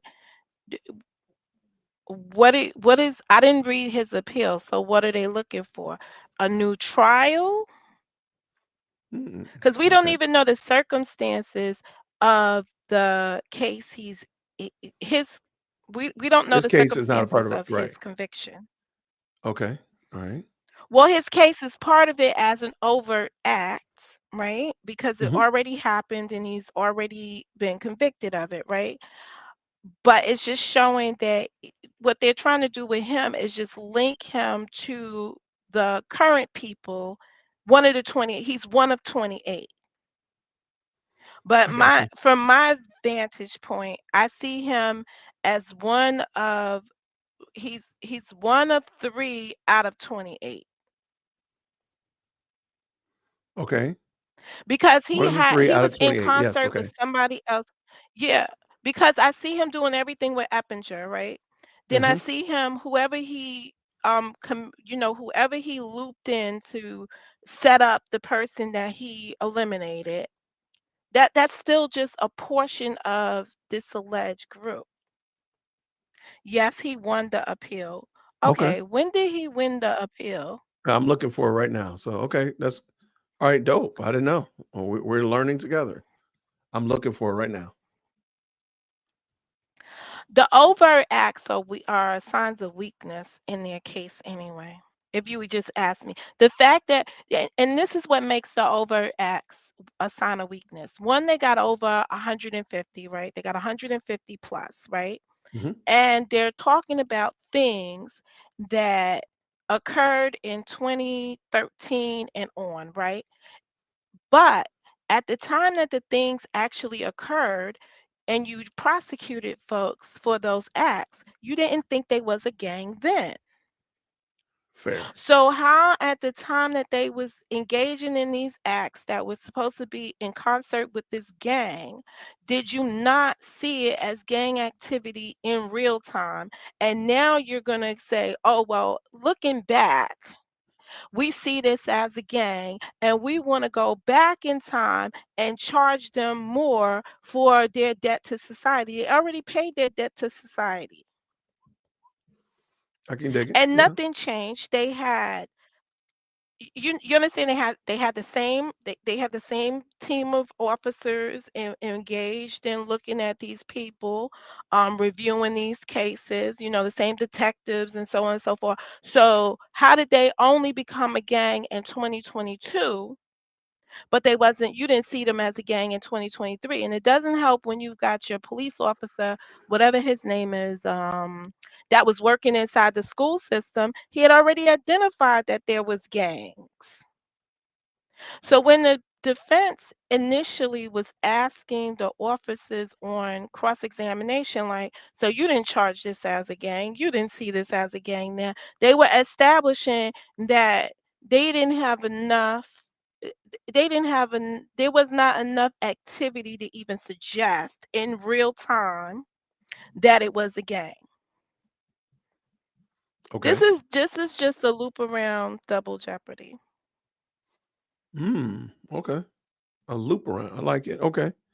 Was that I think that was Thorpe. I think that was that Thorpe? Yeah, Squ- it's Detective Thorpe. He's sitting inside the schools, right? Mhm. So obviously the school has identified that there's gang activity that these young men must be jumped into, right? However, which way they get initiated into it, Thorpe failed them when he was in the school system because they still got looped in. And then when he immediately went and retained that that arrest warrant for Sledge, Little D, and Little D, right? He really solidified his disdain for the people that he was supposed to service. You're gonna tell a guy, "Come give me a hug," like we family, or we got some kind of connection, and you still gonna lock him up because you failed him time and time again, and want to sit on the stand and give us a testimony and say, "Well, I used to speak to him and keep him out of trouble and whatever." You were You didn't do a good looking job. at him, yeah, you failed him, and sitting there like he had no remorse whatsoever, sitting on the stand like this is the one that got away. Like normally you would see somebody saying, "Yo, I poured so much into this person. I felt like it was heart wrenching to even have to write out that warrant for him for his arrest." No, Okay. no. Huh. Okay. I think I'm getting it. I think I'm getting it. Uh-oh. You found I can't the find it. I'm appeal. sorry. Have I found the what? It's on appeal. The Little Rod's appeal. Right. I'm looking for I can't I don't see it, but I'm looking. I am doing my due diligence here. I'm doing my due diligence. But I will So could you hit the Vernon Thomas comment? Vernon Thomas. It's Uh it's like Ryan Ryan it isn't. says Ryan isn't YSL. Okay. Ryan isn't YSL. So They oh, I'm sorry. well, let's just go on the testimony. The testimony of YSL members, right? Mhm. Gang or non-gang, right? They state anyone could be YSL. So why can't Ryan be YSL? See, here's I the problem when you try to argue all the negatives, right? You want to right. say like, oh, they weren't a gang, right? If you put all your apples and present it to the jurors, and you don't want to take some kind of admission that something was going on, you run the risk of them saying, okay, we could clearly see that there was some kind of gang activity here, but they want to just go all out and deny that there's a gang, right? You lose credibility. I'm with you. No, but my only concern is I think that loosey goosey definition of gangs, I think is problematic because how do they have an enterprise and such of that nature if they don't know this person who's claiming to be a part of their gang? How does that work?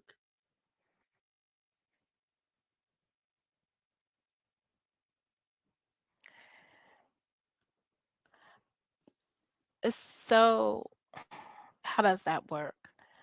It works by listening to the testimony of the people that are coming before you. You've got people who signed the plea deals, right? And they say YSL is a gang. Then you've got their testimony that says, YSL is not a gang, it's a label. But when you look at it, you could see it from the perspective of there is YSL, a record label, there is YSL, a gang, but are they one and the same? That's Right. why Prosecutor Love came back and she questioned some of the witnesses that were there. I think it was Tick. And she was like, identify the members of the gang who are here in the trial, in present. And he picked all five of them, even though he initially said, I don't even know the little guy. Like, I don't know the little guy. Remember, the jurors can only base their decision on the evidence that's been presented to them.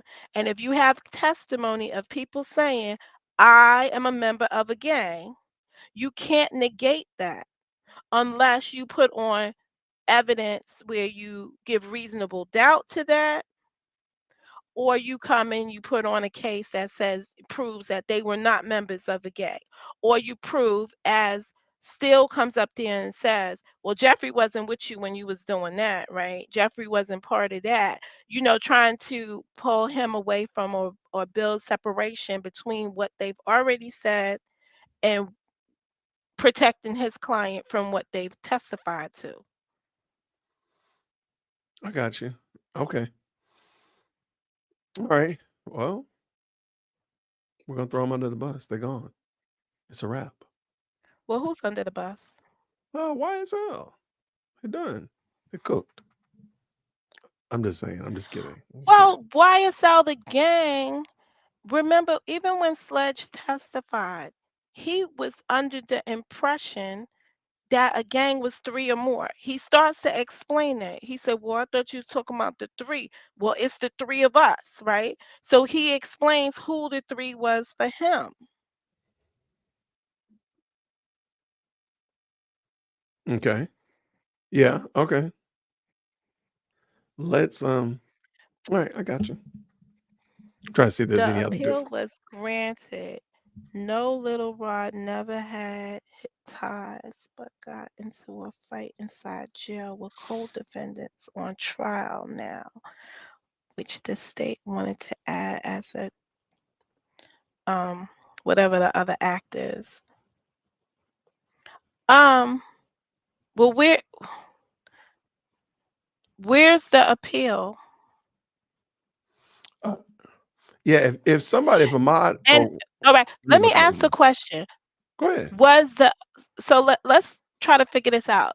So they Okay. filed an appeal, and Mm-hmm. did the court agree to hear the appeal? And is that what you are considering to be granted? Because that's what I thought he had received the. I, it had not gone through yet, but that's what I was told. I think being missing some of the pleas. Shout out to just an average man who sent me a great breakdown of the federal RICO charge. I mean statute. Thank you for that. Um, I'm looking for it as we But why are speak. you looking at the federal when this is the state? Where is my RICO thing? Oh, there it We know is. you got a folder. We know you got a RICO folder somewhere. Go and get your RICO folder out. She talking Yeah, trash. hold on a minute, because the RICO that the Georgia RICO, right? It's Hmm. racketeering. Georgia's not stating that racketeering is limited to having a money transaction. In Right. their That's why. racketeering, Yes. which is the crime, right? Their racketeering is the development of the gang, and what the gang what criminal activities the gang indulged in, right? Um, this is not a traditional RICO that you would see in other places where everybody's working under one organization and giving all of their funds to the organization and getting paid. This is not the mafia RICOs of the 1970s and 80s and 90s, right? This is a new revised I gotta catch a black man RICO. I gotta catch a black man. Okay. So again, from Well, this is these are the RICOs of the movie. wow, man. All right, so this is from again, just your average man sent these over to me earlier. This is Georgia's RICO, basically what Young Thug and them are being charged Registered with. as a gang. Prosecutors All in right, Georgia let's see allege Georgia's. Is it Georgia's RICO, or is this is this Georgia's. This is Georgia. the What they're federal RICO? not. I, Okay. I said Georgia. This is what Georgia's hitting Young Thug and YSL with. Alleged that Young Slime Life (YSL) is a criminal street gang indictment. On May 2022, 28 people were indicted under Georgia's Racketeering Influence and Corrupt Organization Act for alleged involvement with YSL charges. The indictment included charges of racketeering, drug possession, and participation in criminal street gang activities. I think we talked about that before. There is no money being tied into this. So, of course, you need money in this, but they're not saying that It is primarily funding. Let's keep going. The trial began on the 27th of November 2023, in the longest criminal trial in Georgia's history. Allegations. Prosecutors allege that YSL is a criminal street gang that is also a hip hop record label. They say that YSL is affiliated with the National Blood Gang. Defendants, Young Thug, 5 others, people remain as defendants on the trial.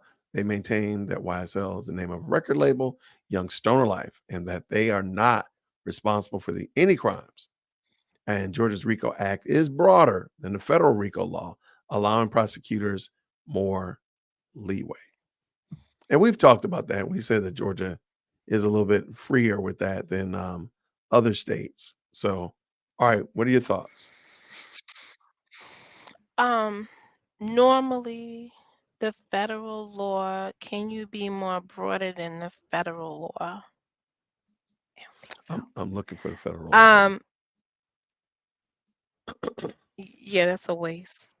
Um, okay, you see the distinction? It's young slime life versus young stoner life, right? This is why the prosecution Right. keeps trying to introduce the gang. So part of what they're saying is the racketeering is the gang signs, I'm writing it down as I'm speaking so I don't miss anything. It's the gang signs, um that stuff they was doing with their fingers and stuff. Then it's the tattoos that are on their bodies, the tagging of graffiti on stuff, either saying slime, right? And then nowadays you don't have to go out and tag territory.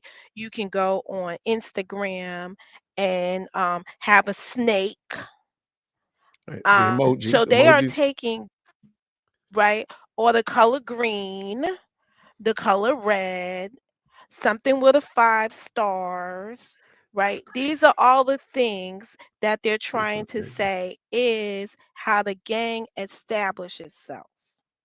It's your identifier. So when you see these people with these things, you immediately identify them as being part of that because of that. So that's their recognition. Okay. Yeah, I can dig it. All right. Then the other part they're trying to say is that they claimed a certain territory. So that's why they keep pointing out the BP gas station Oh my and gosh, stuff that poor like that. BP. Yeah. The house, the Yeah. Exxon that's no longer there, and the McDonald's. So they try to then say, and the house is the one that they were hiding under the rafters and stuff. So they try to say that that's their known territory. And if you should go over to that territory, you're trespassing, right? And there's a response for it. But it's also the places that have the most shootouts, even though no one's shooting up BP gas, right? Or For sure. Exxon because they were, those are the staging locations. And I'm only telling you based on what they presented so far in their case. So it doesn't mean that I agree with what they're saying, but I'm just showing you what they've put forward so far. That's fair. I can dig it.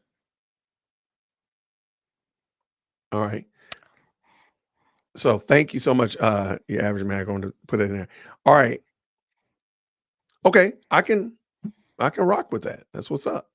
Let's also let's talk about one of the overt acts that actually popped up the in the video montage that I was talk about. And I see a lot of people mentioning it, which is the wiping of the nose. Now, Brian Steele wanted to introduce this. Let me see if I can get this video brought in. I can do this correctly. Uh, Brian Steele wanted to bring this in, and he was shot down by Judge Whitaker that he could not bring it in. And I just thought it was interesting. So let's bring it in. I promise you I'm getting there. I promise you. And today. All right. Here it is. Let's pull it in. Let's talk about it.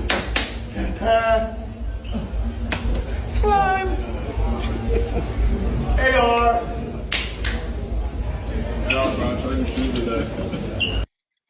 All right, so apparently that's some ritual that LeBron James does with the athletes on the Lakers.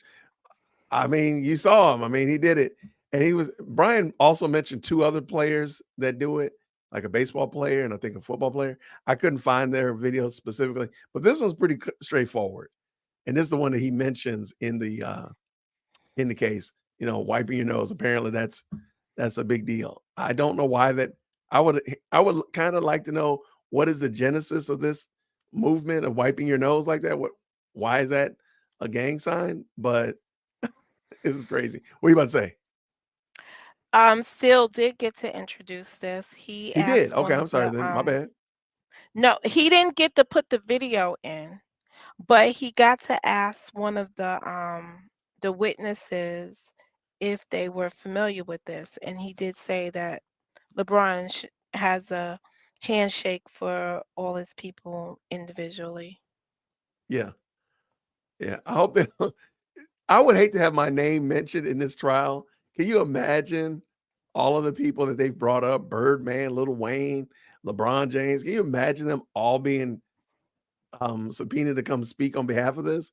That would make me sick to my stomach. Like, please don't do that. Uh, were you about to say something else? No, I'm just Okay. reading the comments. Okay, no, they're just yeah. I think what uh, happens with folks though is people are used to communicating with folks that only agree with their sentiment.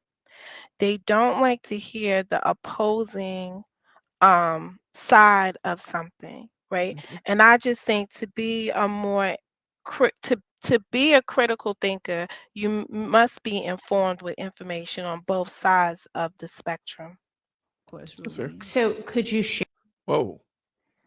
All right, this Who's was actually that? kind of long, so it's just a long clip of just several hot takes that have happened in the last 2 weeks. I thought it was pretty interesting, but I didn't realize that wait, this is almost 2 hours long. So I don't know if we're gonna go through it all today, but I'm just looking to see. Yeah, I mean, I would hate just because your name was brought up that you would end up having to come and testify, Little Wayne or whoever else, Birdman, whoever else that they've talked about. It would be crazy, but Okay, but hopefully it's not let's gonna happen. But evaluate this. Little Wayne's tour bus got shot up, right? mhm, Because the theory of the prosecution is that there was some beef going on between Little Wayne and Jeffrey Williams, it's just right? right. When in actuality, the tour bus got shot up because of the actions of Detective Dennis, who prevented them from entering the facility, right? And they were mad because they spent their good $500 to get in like everybody else, and they were denied access.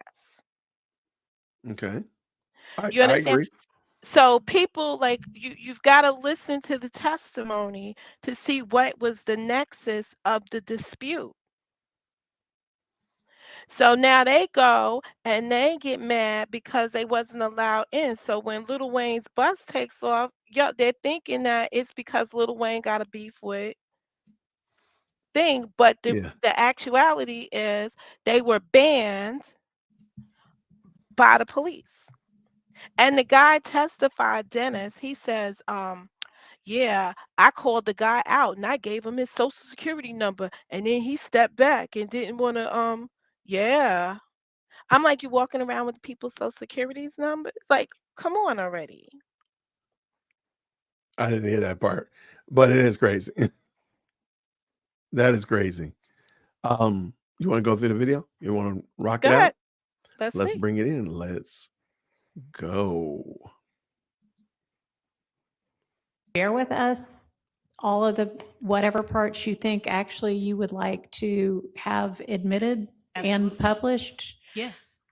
There, I mean, can you do that from now on without me having to beg you to do that? Your Honor, the court does not have to beg me for Okay, anything. I and mean, will do. let's just have it be sort of a standard, which I thought would have been clear anyway, but is apparently not, that you make it clear to everybody what parts of what exhibits you want in evidence so that we can then, if there are evidentiary challenges to them, be able to sensibly discuss those.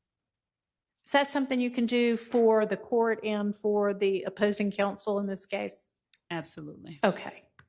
So can you right now let us know so that while we're having our half hour, we can take a look at all of that? Sure can, Your Honor. All right, thank you. You're welcome. And the objections, as stated already, generally were hearsay, confrontation clause, and authentication. There's not going to be a confrontation clause issue. People's Twitter posts are not testimonial. But with regard to authentication and hearsay, I don't know if He can set the foundation, and he can authenticate these. I believe that. Okay, we can- maybe. All right. And then there may, okay, so let us know. How are you gonna let us know that? Because can you? I want to stop right here. I want Judge Whitaker, in a perfect world, I want Judge Whitaker to let Adrian Love talk. And I'm going to back up just a few little seconds. Hopefully I do a few seconds. Let me see my night. Okay, just 10 seconds. Notice she asked her a question, and you can hear her stumbling and fumbling, scrambling and scraping, and she just interjects. Like, let her talk. Let her A, answer, or B, not answer. But for her to keep interrupting, I really wish she would stop it. Listen real quick. He can authenticate these. I believe that. Okay, we can- maybe. All right. And then there may. Okay. I believe, maybe, okay. That's not even a sentence. Well, I believe could be considered a sentence, I guess. But you got my point. Do you agree, Monica? What do you think? I think the judge is frustrated at this point, but she doesn't want to look biased when she's trying to instruct the prosecution. Like she's like, so you could get this in? Maybe. Well, like she's already given her the reasons why it's not. She says these are going to be the reasons: hearsay, confrontation clause, or whatever. So then she's like, she's trying to eliminate the objections. So she's telling the people, listen, this evidence, when it comes forward, you can't give me these kind of objections or whatever. Or maybe we shouldn't even let this in. And you got Love saying, oh no, I'm going to be able to authenticate it. And she's like, really? Like this, whatever. So at that point, you got to let her present it, take on the objections, and then rule accordingly. Okay. I understand what you're saying. I disagree right here.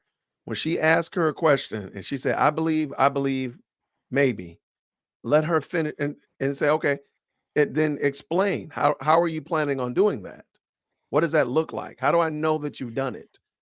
Versus The her literally interjecting and saying, okay, I guess you will. The problem right now is that the prosecution is looking at their case and they see it being hijacked by the judge, right? How? And they do. They are looking at it. Listen, they beat up and bullied the crap out of the judge with the dog, right? Till he was just like at their beck and call. And they don't have that same leverage here. That they're writing motions to her, basically just saying, you need to shut up and let us put on our case. Because that's what that motion was yesterday, the one where it's Yeah. like, hey, I need you to butt out of this, right? You're interfering with our case. Okay. Can I ask you a question? God. If you just said that the motion was shut up and let us run our case, why don't she shut up and let Adrian Love just explain herself? Adrian is looking at it. She's stopping her, right? Because she doesn't want to build a case against herself, the judge, to show bias from the judge. How are you showing bias if you just say, hey, Monica, can you please explain to me nuclear physics and go? That's not and just how let you court works. and let you just well, she's not allowing her to speak because we all know she's full of hot air. We know that she's full of that she's not going to be able to explain it. But why does she cut her off and actually explain her answers, which seems to me to be worse than just letting her talk?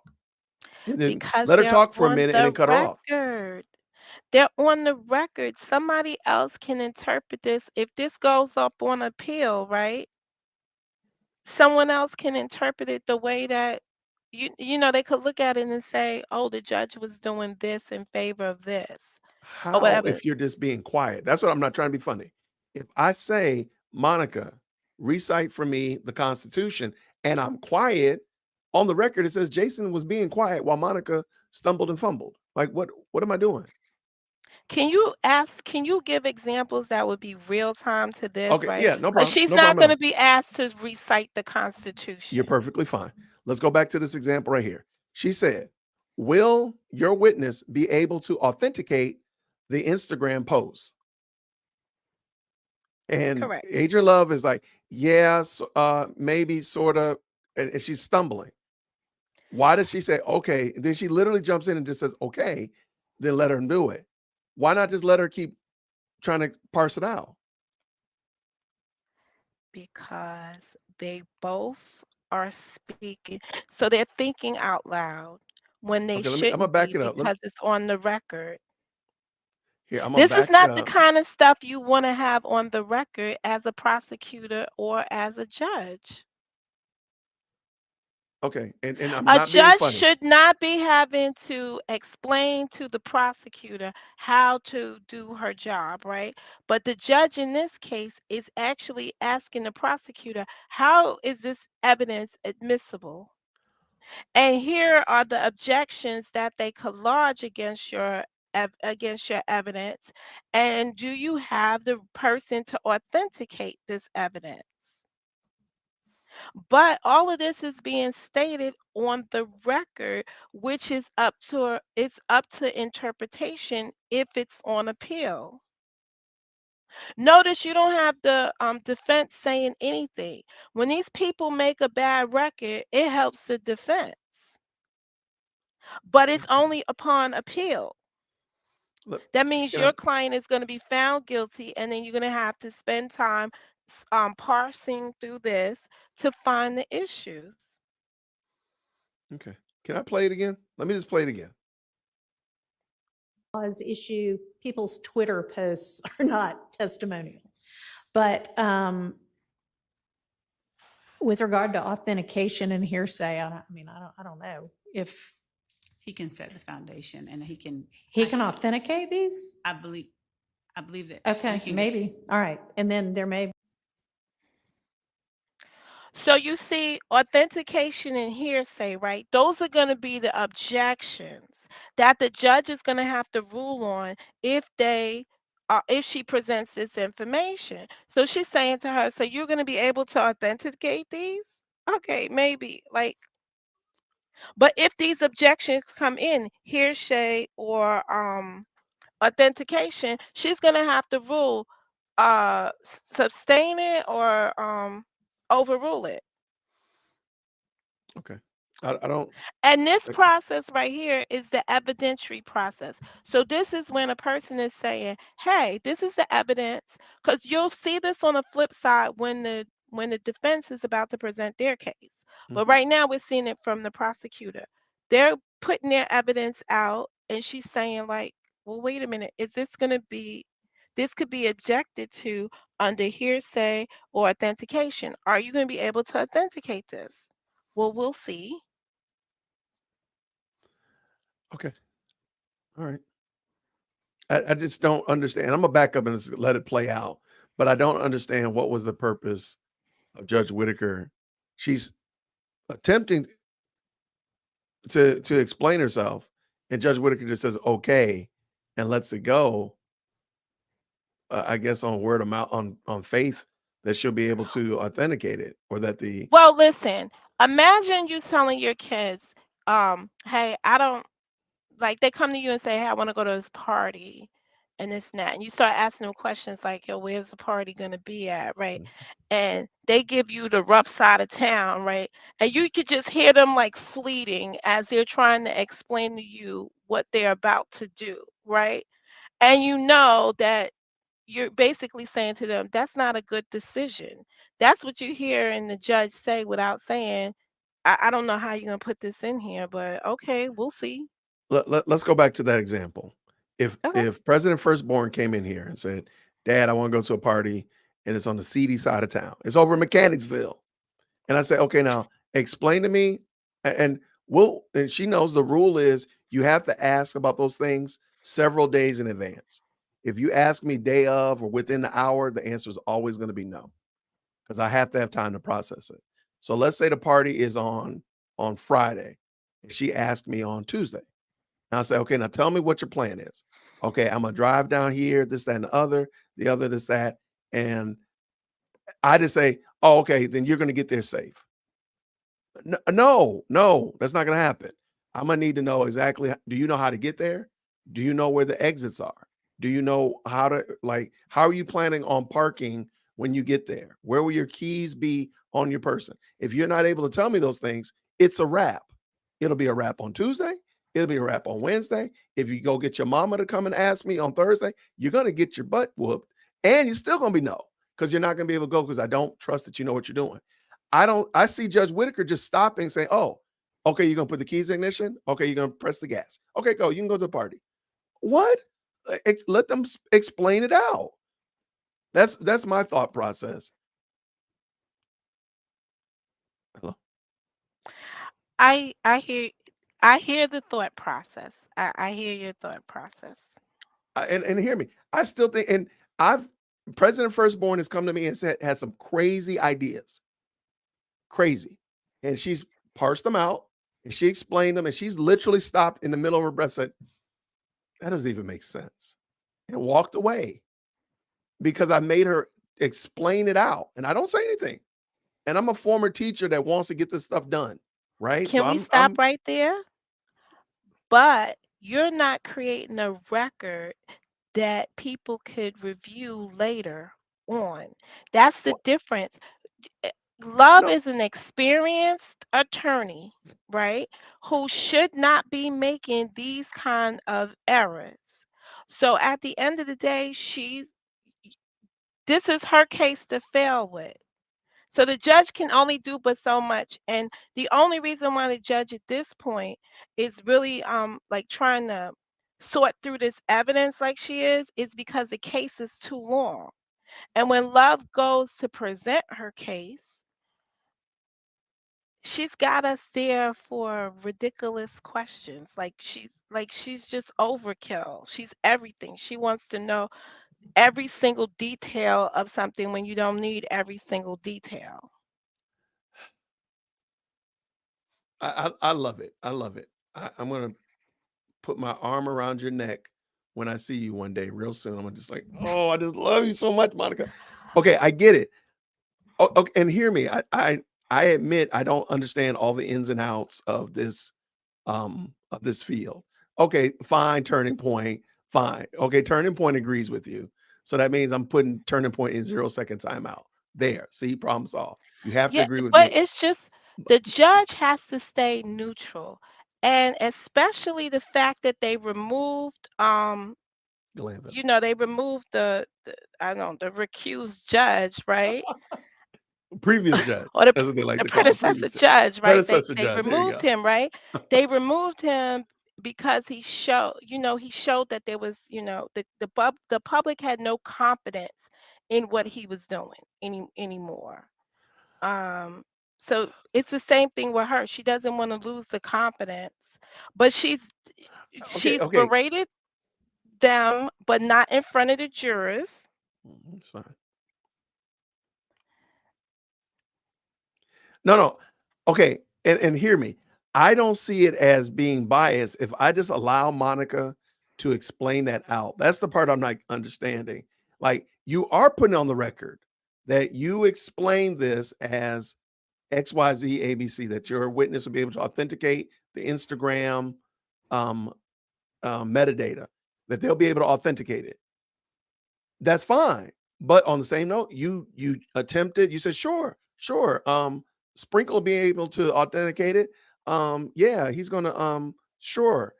Yeah, yeah. Let her cook, for lack of a better term. Let her just explain, like let her just go. And if that doesn't work, let it ride. But I don't understand why that's the problem. So look what happens to her, right? She goes to put it forward, right? And is this the argument about the phone number? Are we back Yes, to the phone eventually. number Yeah, inside the this thing, is right? So this is the what other side of the happened? phone number. Okay, and what is the judge's final She ruling? threw it out eventually, but She threw it out, right? she threw But it she out. already told you you can't authenticate it. You understand? You tried to bring it in through the back door and say a comment with numbers is not a comment at Comment with all numbers. because it doesn't have letters. So what That makes was the crazy. comments with symbols a gang thing at all? You understand when those are not words? All right, that's it. I'm done. Ray agrees with you. Shout out. You know what? If Ray agrees with you, then you know what? I'm done. I'm done. First of all, I'm putting Ray in 0 second timeout, and then I'm kicking you out. Then you can't be over here like causing But upheaval. just remember this. We are only in the prosecutor's stage of the game, right? Oh my gosh, I Where can't we're believe still that. saying these defendants are presumed innocent until these Absolutely. people present their case, right? Their case has not rested. Their case So is not these going to rest guys till are next still, year. well, you understand? I So got you. their burden is high, and they're messing, they're doing what they do best, making chaos. If love was organized, this wouldn't be happening to her. No, no argument for me. No, yeah, no argument at Anything all. else? You want me to Uh, skedaddle? I'm gonna bring this up. We're gonna finish this part up, and maybe we'll do it. Okay, go ahead. All right, let's bring it back up. Let's finish this up. All right. Okay, so let us know. How are you gonna let us know that? Because can you email to everybody the portions, or how are we gonna? I can give you the specific page numbers. Okay, and everybody else has a copy?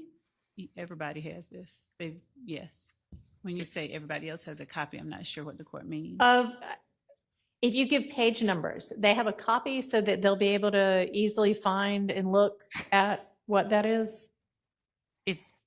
If they scroll, if they look at the Do link do that you they remember? have, They have a link. Do you remember which link it is? Yeah.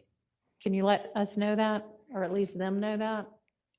I'll just yes, I can. I can. Resending it would be great, All and of then that. pinpointing.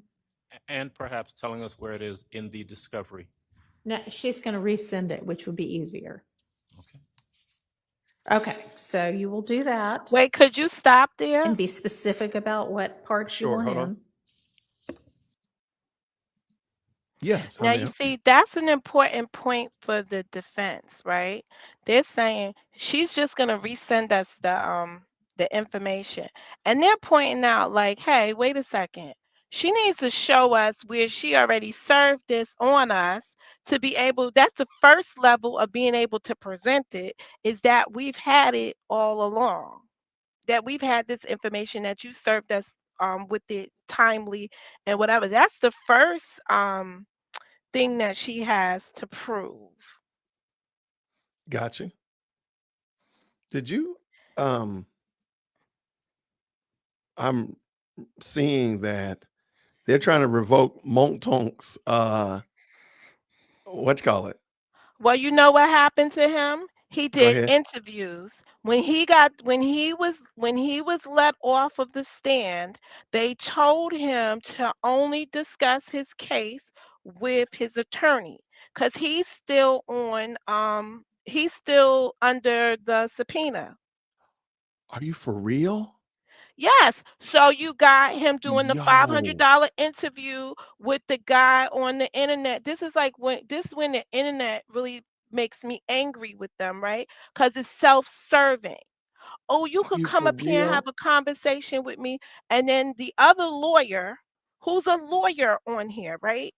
Um, I know you he talk just did an about. interview with him I know exactly what you're recently. talking about. And I didn't get to see the interview, but when he was Wow. released from the stands, he was held to be recalled. Yo, this thing is 61 pages, nephew. It was? Wait a minute, Nelson, he got, this thing is 61 pages. Oh my gosh. Oh my you understand? gosh. For clicks and views, you, Okay, first the of initial thing all, on 3. this Let me YSL hold on. trial is a I don't want to stop you. tragedy. I don't want to stop you. Yeah, I'm sorry. I am just thankful. My hands are sweating. I am so thankful. You know why? Because I was going to reach out to him to have him come on and do an interview. You And I could am so ins glad I did not do that. but what Because would I would be but dead in my heart if I knew that this is if the reason he's getting his thing revoked is because of that interview with, I know who it was, that is nasty work. And I'm like, I'm so glad I didn't call him. Because somebody was like, "Oh, you have his number. You should call him." Look, I just didn't want to do it. I'm so glad I didn't call that man. I'm about to cry. I'm so thankful I did not call that man, and this is not on my conscience. no, you should not be. So No, just because you can interview somebody, I right, ain't interviewing nobody. doesn't mean that you should. Can I ask you a question real quick? Are you a witness on anything? Because I don't need to have you. Otherwise, I'm gonna kick you off of here. A Are witness you a on witness? what? Are you a witness? Are you on the stand or anywhere? Tell the truth. Who, me? You. I want you can No. get. Okay, good. All right, just making sure. I like talking to you. I want you to get. I don't want you to get in trouble. No. I'm not under subpoena. No. Okay. So But let me it let me could pull this in. Let me pull this in real quick so you we could can pull talk it about it. in, but I want to say Yeah, finish. something, right? Please. It's it so maybe whatever's going to be in writing in this document is not going to be specific to he did to interviews, right? But it is going to be that that's the straw that broke the camel's back. You Wow. already done disrespected the lady during, he didn't intentionally disrespect her. He threw her case at her. You understand? Like she didn't benefit from having him on the stands. She didn't look well, and now he's gonna do interviews. Yeah. I'm sorry. I'm looking to see. Oh my gosh. I don't Uh, see. Can I just answer, Mr. Cox? Yes, reasonable doubt has been entered in a lot of components of the case. Question is, has there been reasonable doubt laid to the law that the prosecution is saying that that they've been charged with? So, w- so what I'm saying is that some of their witnesses have testified, but we don't really know if their testimony even met the charges. Yeah. So Okay. even Listen. though they brought reasonable doubt against it, is when they do their closing statement, they're going to start to look at the charges and say, listen, they charged this, and the prosecutors spoke to you about this, and in their case they presented this, and we were able to show that this was not true, XYZ. So it all depends on what the final charges will be, but you don't have to read all of that. Wait, go up No, to I the just want to see. I'm just trying to see. oh, I he don't see. violated probation. Right. I How don't did see he what he violate did to. I probation? don't know. How are you asking me this question? We all reading it together in 4K Wait a real minute. No, time. wait a second. Tell me this the type. So wait a minute. State's motion to revoke probation. Pop up. Pop up from Yes, there. yes, Miss Mo Justice. I'll obey whatever you tell me to do. Plea of guilty by Can I just read it defendant. for everybody? All right, go ahead, read it. Because you know what's gonna happen One day I here. can't wait to wrap my arm around your neck. I mean, hug you and say, I'm so glad to finally meet you, Monica. I I'll be can't. there for closing arguments. Oh, so in 2029. Okay. No, That'll be my 55th birthday. they got 17 weeks left. Okay. How many times I gotta tell you that? It's 17 more years. All right, let's see who's bringing this. Go ahead. The state of Georgia, by Abati. and through Fonnie T. Willis, District Attorney of the Atlanta Judicial Circuit of Georgia, and undersigned Chief Deputy District Attorney Adam Abati hereby moves the honorable court to revoke the defendant's probation in the above style manner in accordance with this law and other authority. In support of this motion, the state presents the following to the court. Plea of guilt. Anything you want to say about that? I You muted muted so yourself. I could read when silent because I read fast. Like, I I'm knew looking it. for keywords. I know you But I'll are, be and nice. this is No, I'll dope. be right. Nope, that's okay. Go ahead. You do number one. I'll do number two. That sounds good. On December 28th, 2022, the defendant pleaded guilty to conspiracy to violate RICO Influence and Corrupt Organizations Act in possession of a firearm by a convicted felon. Chief Judge Euro Glanville subsequently sentenced him to 30 years of probation. The general and special conditions of probation were detailed in the final deposition sentencing sheet filed on that date, Exhibit 8. Okay, so the special conditions of defendant sentence. Chief Judge Glanville imposed several special conditions on the defendant's probation, including a requirement that he fully adhere to all terms of the negotiated agreement. Any failure to comply with these terms will be considered, should have been will be considered a violation of the agreement of, what is that, pretense? To Pretense. this motion are the following special conditions. Okay, so I'm thinking, remember the whole deal with contradicting? Part of his plea agreement was that he wouldn't contradict the plea agreement. So maybe the whole thing about I didn't understand it, maybe that's part of it. That's definitely that's definitely at an issue here. Yeah, let The me defendant shall abide in full by each and all of the terms of the negotiated agreement. So that's 1 through 16 that he argued. He knew okay, some of them, didn't know some of them. right. Defendant's failure to abide by any term, any is the key word there, term of this agreement shall constitute a violation of the agreement. Defendant shall testify truthfully about all matters related to this case upon which he is questioned at any trial or judicial proceeding stemming from the facts alleged in this indictment. In accordance with testifying truthfully about all matters relating to this case, defendant acknowledges that each and all of the statements contained within the defendant's factual acknowledgement section of this agreement are true.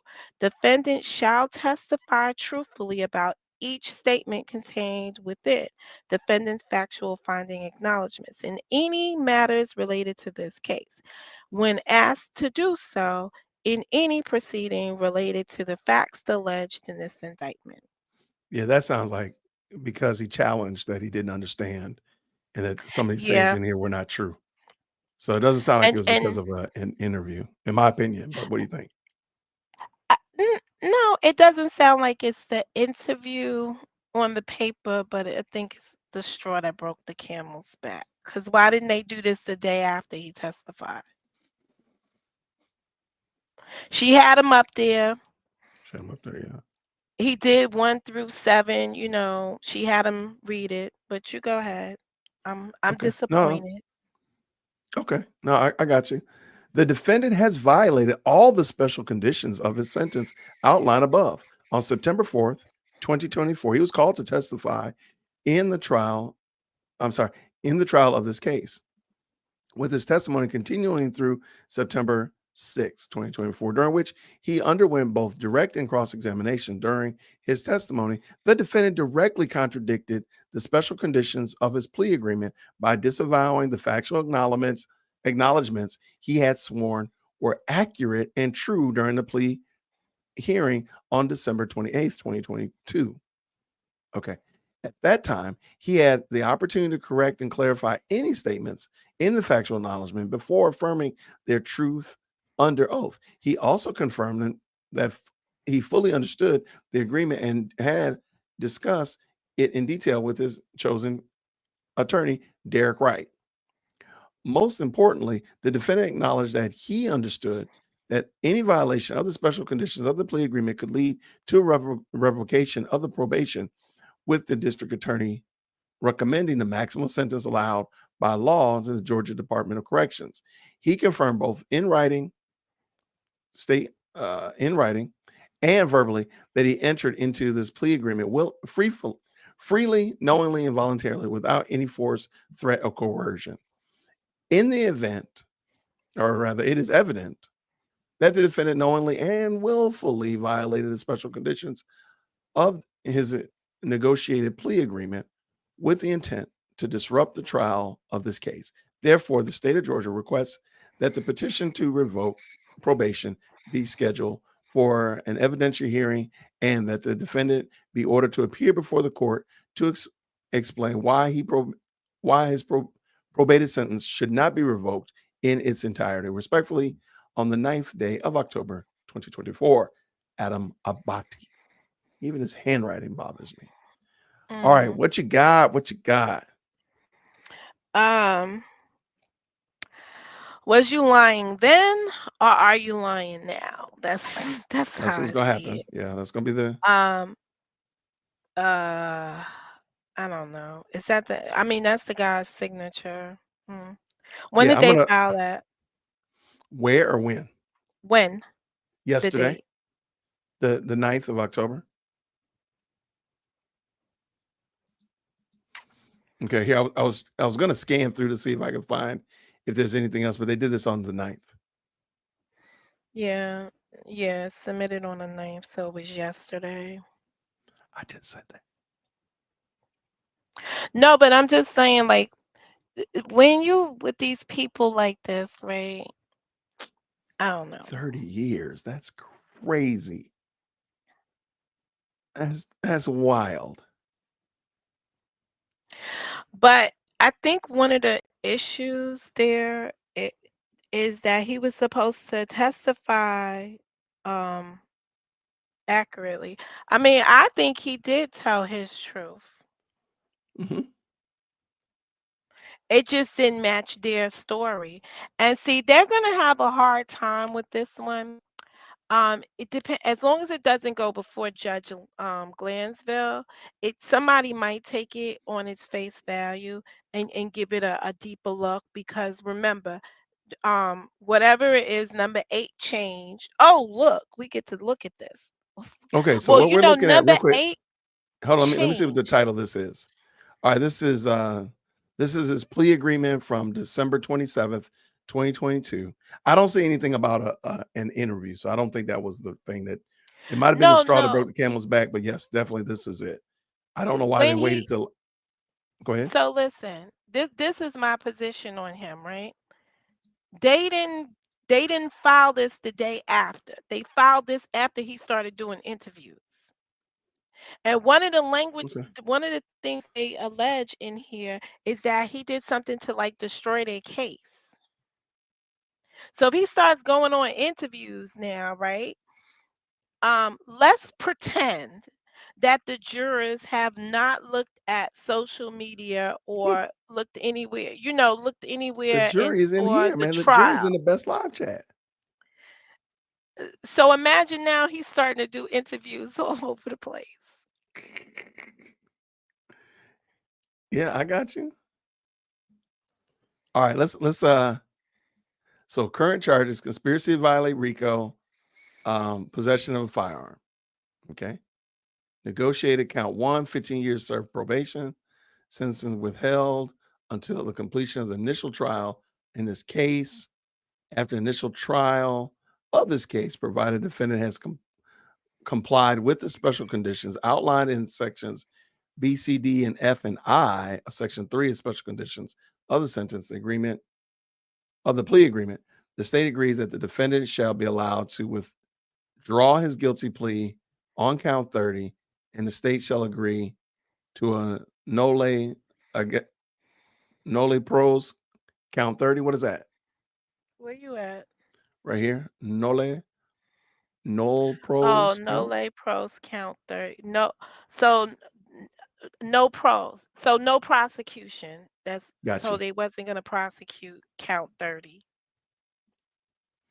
All right, let's rock and roll. Let's go. Defendant shall abide in full by each and all of the terms of the negotiated agreement.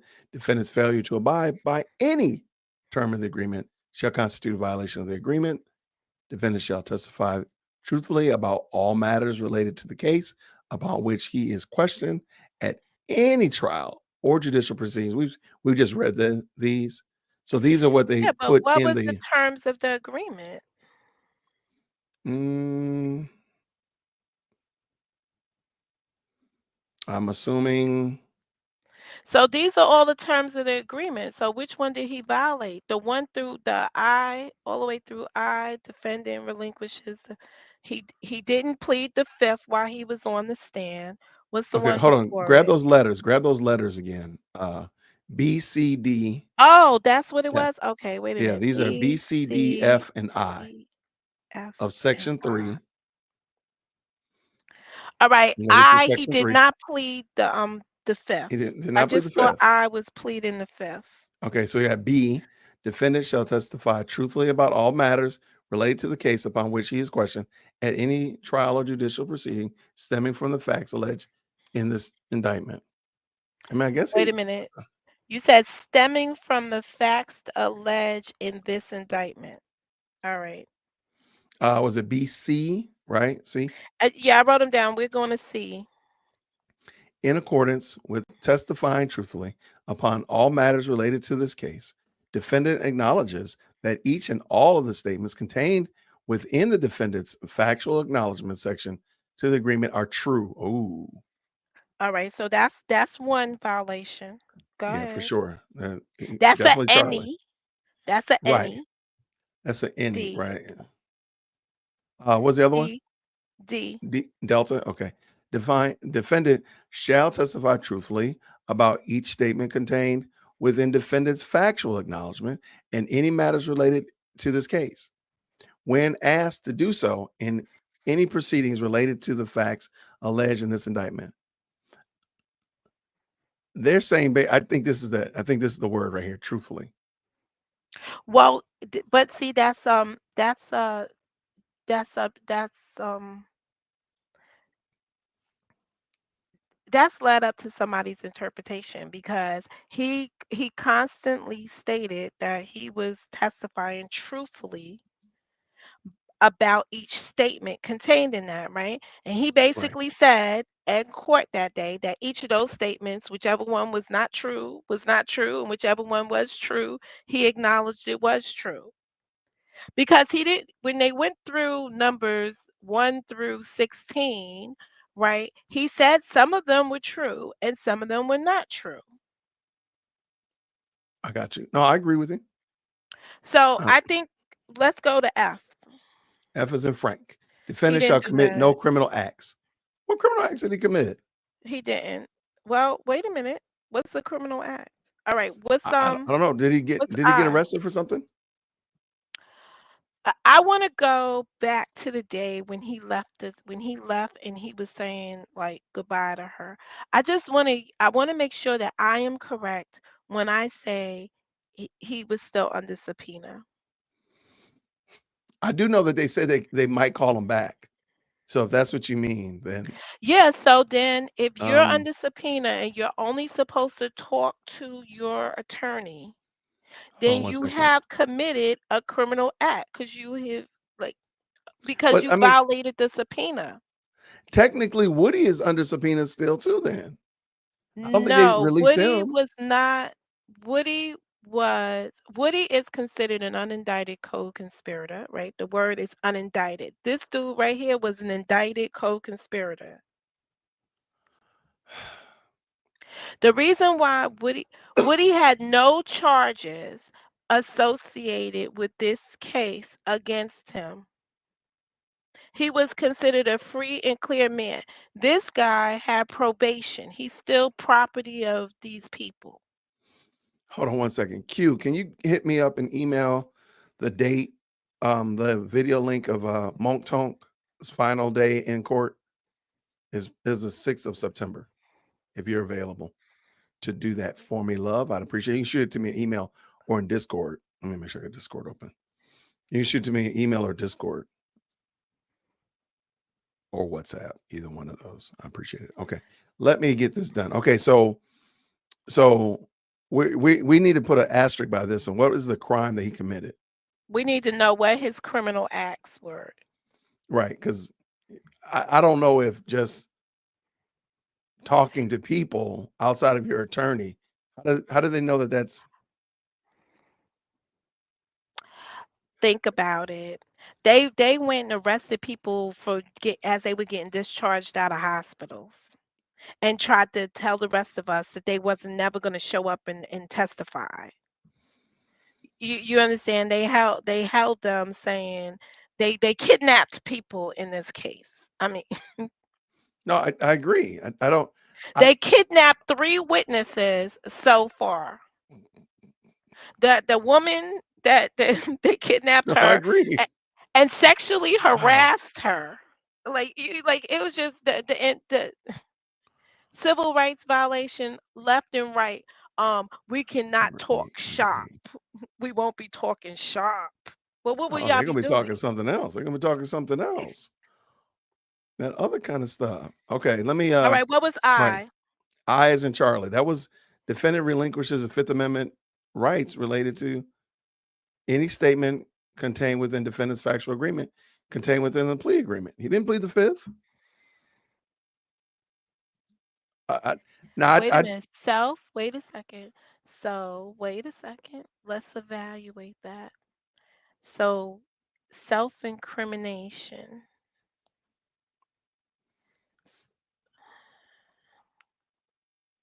See, when we look at the Fifth Amendment, we only think about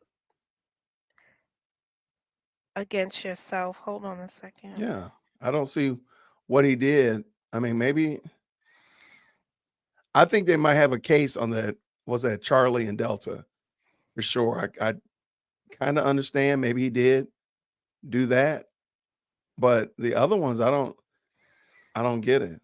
You think Charlie and Delta? I'm just trying to look, trying to understand it. I'm trying to be as gracious as I can. Hold on, I'm trying to multitask also. And okay, um, okay. So going back All here, right. No Charlie. person shall be held to answer for a capital or otherwise infamous crime unless on the presentment of an indictment. Okay. A witness against himself, nor be deprived of life, liberty, or property without due process of the law. So I wonder how he violated his how he what was his Fifth Amendment? What he pled the fifth on the stand. Right. I don't know. I don't that's what I'm saying. I don't know about that one right So there. there's no other I pages here that give us an example of what he so this is violated. I and then again to the defendant's factual statement. I want to get to those, but I want to make sure we're good on these before we go to the factual statements. All right, So so B was stemming from the facts. So B says that B, defendant shall testify truthfully about all matters relating to this case upon which he is questioned at a trial or judicial proceeding stemming from the facts alleged in this indictment. So right. stemming from the facts alleged in the indictment. So all along he was supposed to be in agreement In agreement. with Right. whatever was in the indictment. Correct. And he did testify contrary to those based on his truth. Truth, as he called it. Yes. All right, what is C and D? Hold on 1 second. 'Cause I'm trying to With all testifying right. truthfully about all matters related to this case, defendant acknowledges that each and all of the statements contain. All right, so all right, so C he denounced that all of them was they could have just went like if you was really gonna file this, they all right, so they might have him on C, but he's got a defense because his attorney testified. I would think so. Okay. This is so interesting. Okay. How do you feel about that? Do you feel like that's about, are we ready to transition? We're ready to transition. Because I I feel got, like thank you. he told them that if this is dirty, right? Because once he told them that the agreement wasn't fair and everything else, right? Then someone should have just stopped him from testifying altogether because this was going to be the outcome no matter what. I agree. Okay. So I have the video of him. I just want to listen to it. It's his last couple minutes on the stand and see what Judge Whitaker says to him. Is that fair? Is that okay? That's fair. All right. Oh, shoot. I hit the wrong button. All right. Let's go. Let's go. All right. We got this in. All right. Let's just make it big. I'm going to listen to it all the way through. I ain't going to interrupt. I'm going to mute you and myself. Something different than what you put in the factual acknowledgments. I came, from my understanding, I would be able to explain the things that you wouldn't change. Mhm. That was from my understanding. Okay. So now I'm in here testifying my truth and not what you put on paper and your answer. These is not my answers on this paperwork. Yeah, I did sign it, but if you would have came to me personally, like I think you should have did, and asked me this yourself, I would have told you no. Did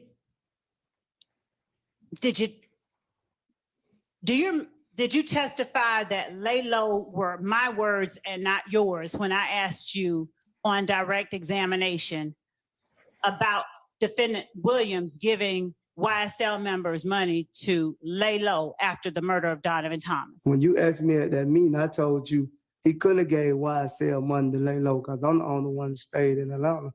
I No. told you he gave me money to get out of harm's way. I borrowed $300. I'm talking about in court last week. Do you remember saying, I didn't say lay low, those were your Them words? is your word. I didn't say lay low. Do That you was remember? already on this paper. I never used the word lay low to you not one time. All this stuff that you trying to say, it was already on the paper. You changed certain things and then we agreed. And then I'm gonna be honest with you, I didn't even want to say that. I got another paper that's saying you changed number 8. It went from one thing to another thing. You don't want to red flag that, No, I do, actually. okay? So thank you. Because you changed the personal knowledge and I ain't changed it. Thank you for that. I would have never said yes to that. When I got to the last paperwork, I thought we had an understanding of what the emails my lawyer sent you. So do you now remember getting multiple versions of states 444Y that was changed at your request? Not all of it. Okay. Well, let's just show you. And you tell me which ones you remember. Sure, it ain't gonna make me remember now, Miss Love. Okay. I ain't gonna remember now. So do you remember asking the state to change more than one thing on the factual A acknowledgement? lot of things. Do you remember the state making changes at your request? I don't really know because I seen something different today that it wasn't what I thought it was the day I agreed. Do you remember last week testifying that you hadn't seen any other document besides the one you signed? I just seen them today. Okay. I didn't see it. My lawyer was just coming, asking me, and I guess he thought the question was gonna be changed, and I don't know. I don't think they was changed. Okay. Well, we'll get to that. Since you won't remember, that's fine.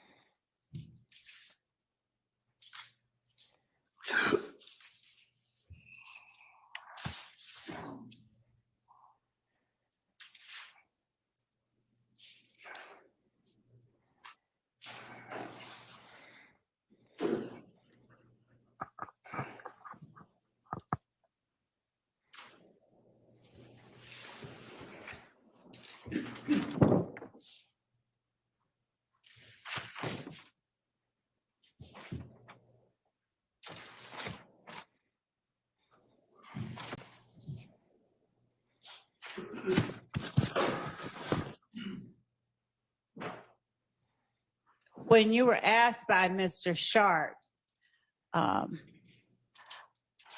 about April 28th, 2015,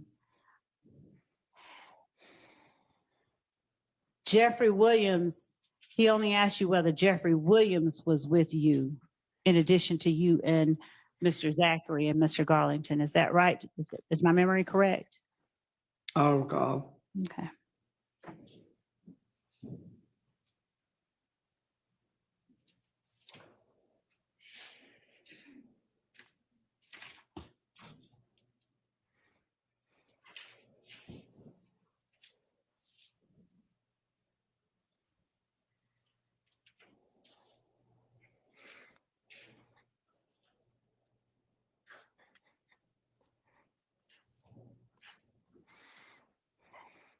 Did you feel on December 28th, 2022, as able as you have felt in this courtroom this week and last week to tell the judge when you needed to do something like talk to your attorney? Did you feel as free to talk to your attorney or ask for requests to speak to your attorney then? I don't recall. You don't? No. Okay.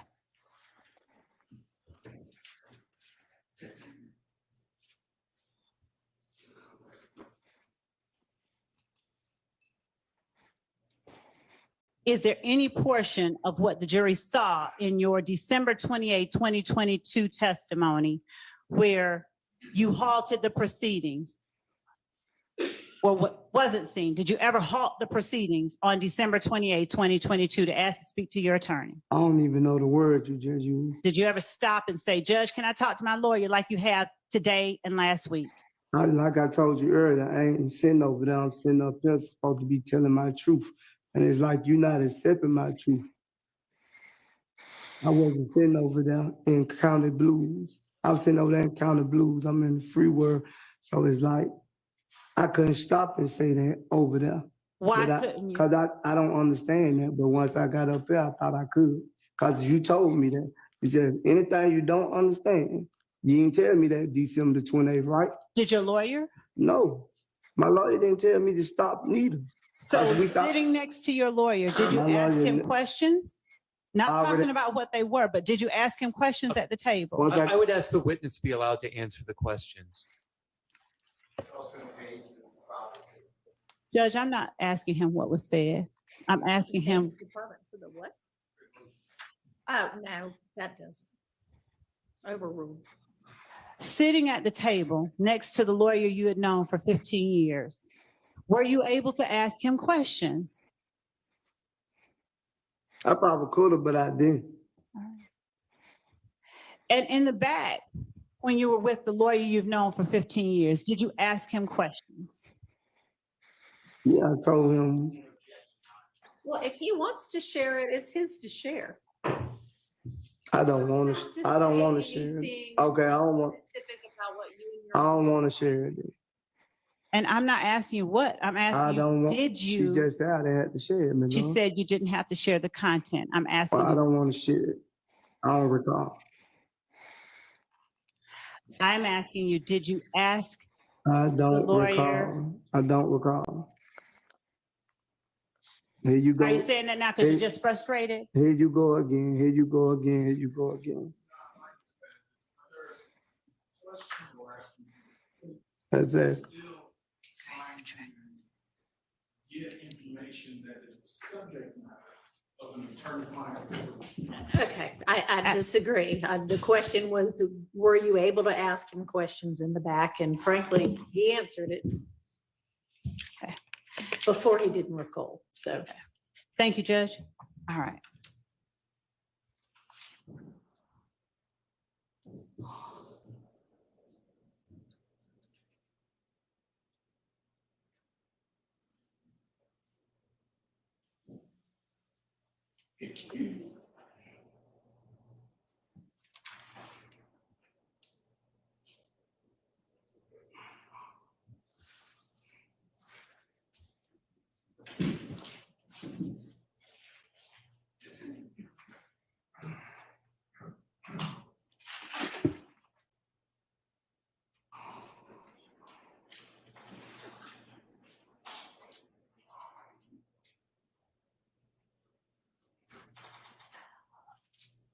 When you left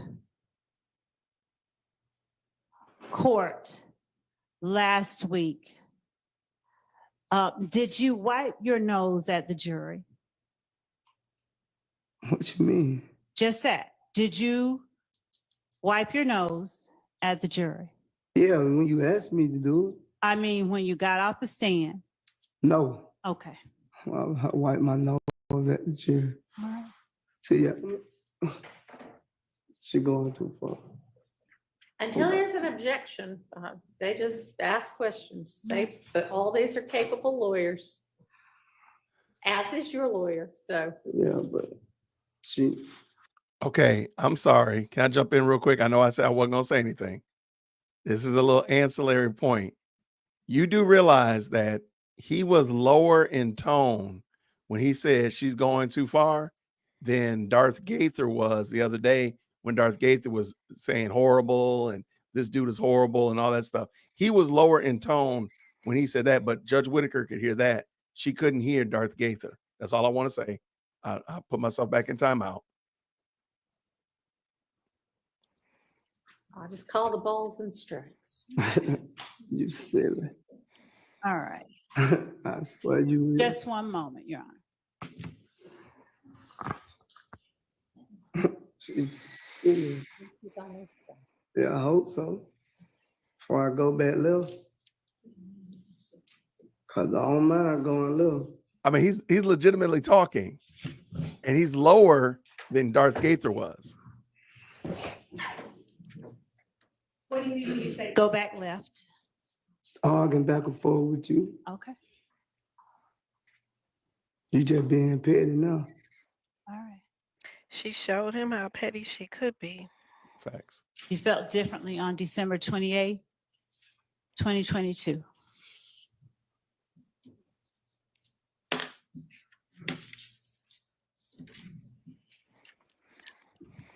You would have changed everything I want you to change. I probably wouldn't be going through it. You probably wouldn't have gave me the deal. If you'd have came and asked me. Oh man, I'm sick of her, man. I don't want to make you sick. Okay? Well, let me take Who are a you break. talking to right now? Could I take a break? Hang on just a second. Are you almost done? Because I'm wrapping there's up. some people who need a restroom break. Could we Yes. just give them that break, I Your need Honor, one and I'll back. make sure that I'm on. Give them I'm that, wrapping. yes, let's take a break right now. Oh, I thought this was the end of him. Can you Maybe pause it's- a second? I thought this was the end of his testimony, but it clearly isn't. No, this is when he's. Oh, he's still. Oh man, I thought he was done. I see it right here. Yeah, I- but before you do that, right? He was only charged with 2 counts on this RICO, right? Correct. One was being part of the gang, right? The And the gang. other one was um being in possession of a firearm Mhm. on December 5th. December 5th are none of the dates that she mentioned in the case, right? They talked about him having an incident with going to the house. You know the house of Yeah. the puncher, the boxer, whatever. That wasn't on December 5th. So basically, uh, the things that this is what I'm saying about her and her I'm talking about Love and her examinations of the witnesses, right? He's there for 2 items on the charge, right? 2 things. Correct. But she went into a zillion other things with him. So there's a lot of groundwork for him to say like in I testified truthfully to count 30 and truthfully to count 1 because he did. I mean, he said I was part of YSL gang, and I was there with these 2 people, with these 2 other people, and we engaged in this and that.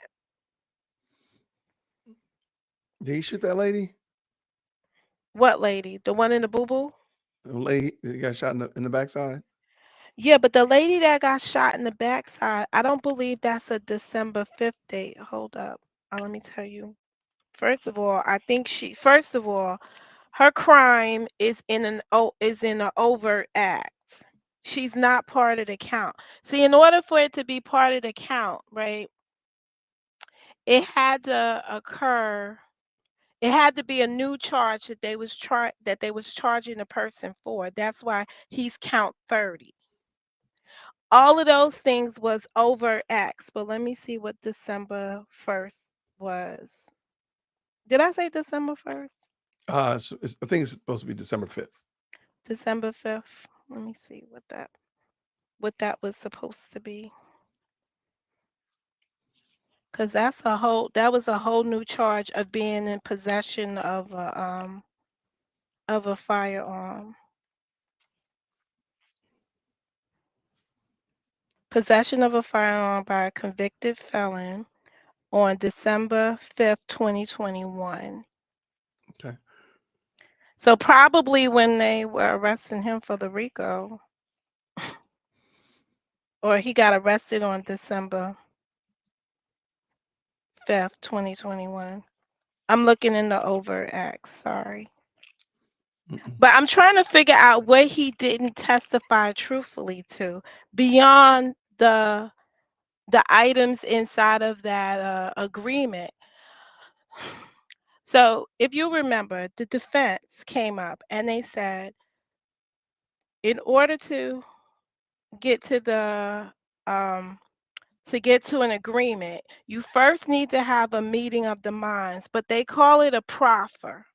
Mm-hmm. So you're supposed to come before the prosecution and say, here's what I did.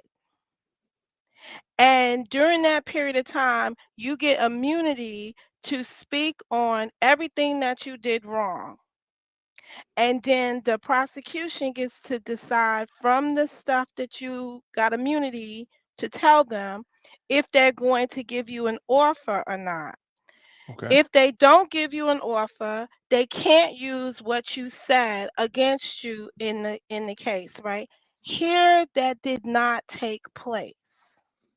The prosecution gave them this agreement and said, this is what you're guilty of. Either you agree with it or you don't. Take it or leave it. Take And it or this leave is it. what I Right. need you to say. And that's what's wrong. And in that's what's wrong. And they were able to, when someone asked me, did they bring out reasonable doubt? They were able to point that out in the testimony of both his attorney, that he didn't get there was never a proper session held. So all of the statements contained in that agreement were those of the prosecution. Okay. All right, let's do this. Let's finish this up because I did get it up to the point. I forgot. This is where they took the break and he comes back and kind of like, I think he apologizes to her and then they finish up. And I want to just hear what let me back up a smidgen. Okay. And I just want to hear what he says. What does Judge Whitaker say about him as he closes out? Fair? Fair. All right. And then we'll bring the rest of the stuff back. Let's go. Sorry about that. I couldn't get it right on the money. That's all right. We have you back here.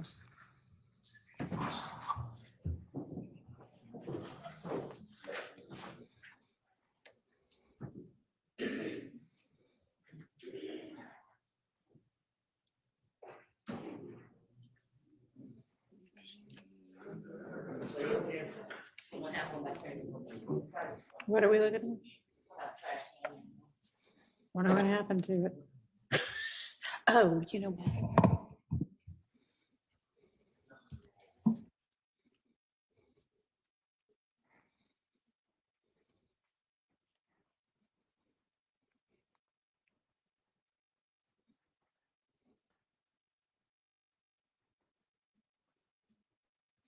Okay, I don't know why, but they are back on Probably the jury's coming in, probably. Yeah, that's why they standing up. Yeah, I'm sorry about that.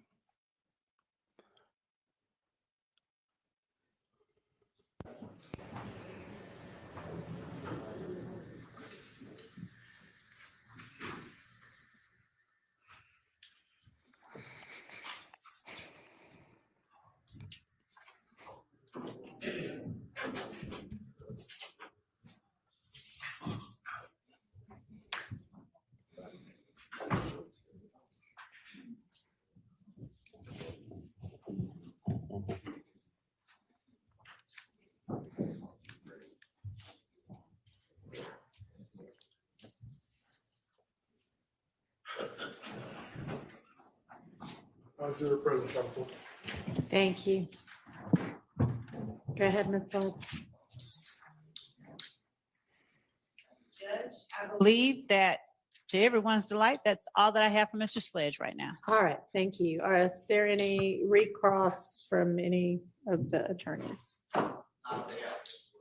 Not on the behalf of Mr. Stillwell. Not for Mr. Kendrick. Okay, all right. I want to apologize to Ms. Lord, courtroom, and the jury for getting upset. All right. Appreciate that. Your Honor, I'd ask that Mr. Sledge not be released, but be Okay. excused temporarily. Okay, you are excused. You're still under subpoena, so there's a possibility that you might get called again at some point. If so, somebody will let you know through Mr. Wright. Okay, But thank you you. are free to go. Thank you. He was still under All subpoena. right. You're still under subpoena. Ms. Love, call your next witness. Your Honor, the state calls. I'm gonna have to look. I'm gonna have to look up when he was first testifying, and you know what this is also? He's the person that got her. Remember when she got that big admonishment in front of the jury that she did something wrong because of that. So we all know that this woman is extremely petty. Right. She dismissed him, but he's still under subpoena. No, he's not released. So Right. he's still under subpoena. Correct. Which means that he cannot discuss his testimony with anyone but his attorneys while he's under subpoena.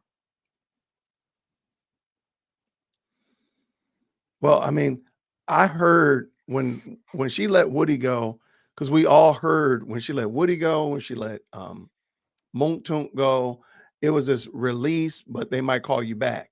The only thing is when she called, when what's her name, Smith, she didn't say she was gonna call her back. She didn't want none of that smoke. Same thing with Zachary. I think she said the same thing. He's released but not dismissed. So I think there's I don't know about Woody. I don't know about Zachary. I don't know about Smith. What I do know, however, is that she just told this man she could call him back anytime, and that's problematic. No, she didn't acknowledge she was mad. She was mad. And so that's why this does look like it was petty. But yeah, let's Well, okay, it's petty, but stemming from the facts in the I think he probably was the most humiliating witness she had to her character. He definitely gave us a better look at her. that's fair. All right. You want to go back and look at these because I if you look at number eight is problematic. Well, Number number eight is- eight is him saying that there was the gathering, right? What was it? I'm gonna What's save number it. eight? I can't give it to you yet because you Oh. don't know it yet. All right, real quick. I'm gonna read through these very fast. I think number 8 is problematic. And here it comes. Defendant understands fully that if he violates any provision of any special conditions of this plea agreement, of the district attorney can and will use the contents of this agreement document during any judicial proceedings. Okay, the initial that. Defendant understands fully that if he violates any provision of any of, why is this up here? provision of any special condition of this plea agreement, his probation for this sentence may be revoked in its entirety. And the district attorney will recommend the defendant serve any remaining portion of his sentence in confinement at the Georgia Department of Corrections prison. 3, defendant understands fully that any violation of any provision or any special condition of this plea agreement shall result in the defendant being sentenced to count 30 of this indictment, and the district attorney will recommend the defendant serve the maximum sentence allowed by the law. Defendant understands, number 4, fully that prior to the conclusion of this initial trial of this case, defendant fails to refuses to testify to any fact that he acknowledges in his plea agreement. Such failure or refusal nullifies any promise made by the district attorney to nolle pros count 30 of this indictment. Okay. I think that's problematic for him as well, number 4. But let us continue.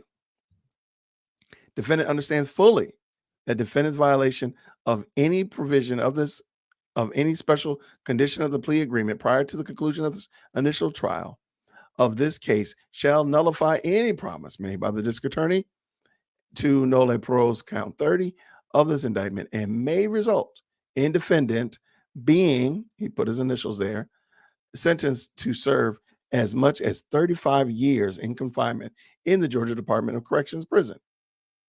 Defendant understands fully that no promises or agreements in the conditions have been made other than those set forth in this agreement. All right. Wait, where's numbers? Wait. I must have scrolled down too far. There was another one. There was a 7 and an 8. Oh my gosh, this is the transcript. How did I miss that? Where'd I get it from?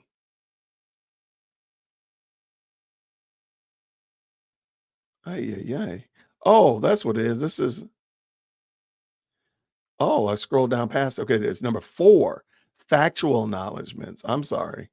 Please forgive me, y'all. There's factual acknowledgments, and then there's something else down here at the bottom. All right. Ay.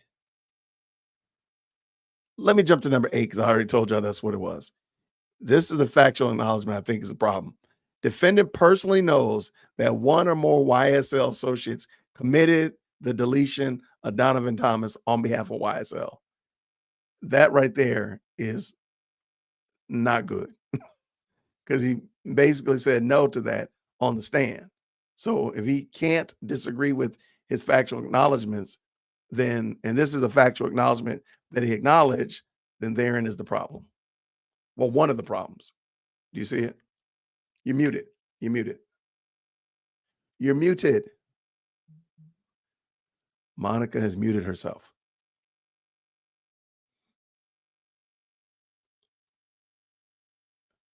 Oh man, what you do? What happened?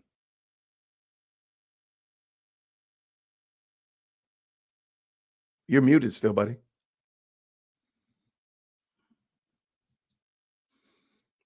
Try again. Oh, what happened?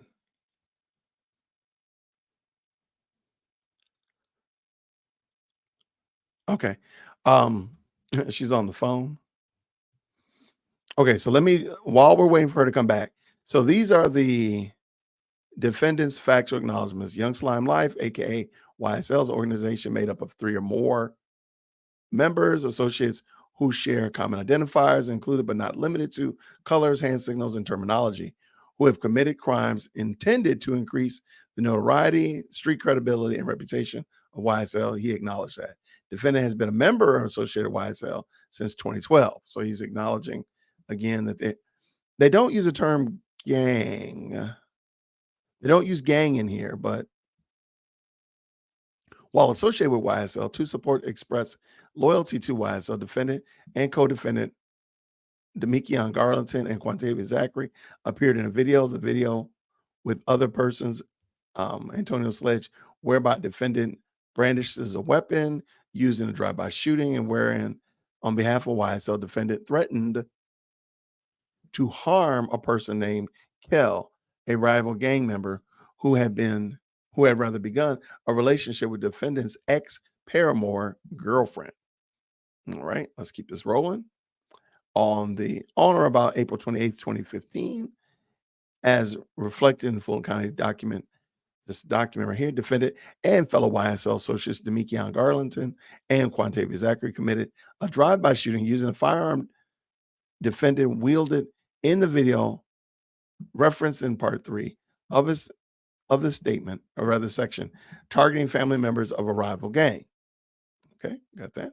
Defendant and the fellow YSL associates committed a drive-by by shooting reference in section 3 and 4 above in behalf YSL and increase the notoriety, reputation, and fear of YSL. Yeah, this is going something serious. Defendant admitted committing and was convicted of aggravated assault and participation in criminal street gang activities, among other charges, for his participation in the drive-by shooting referenced in section 3 and 5 of above. Okay.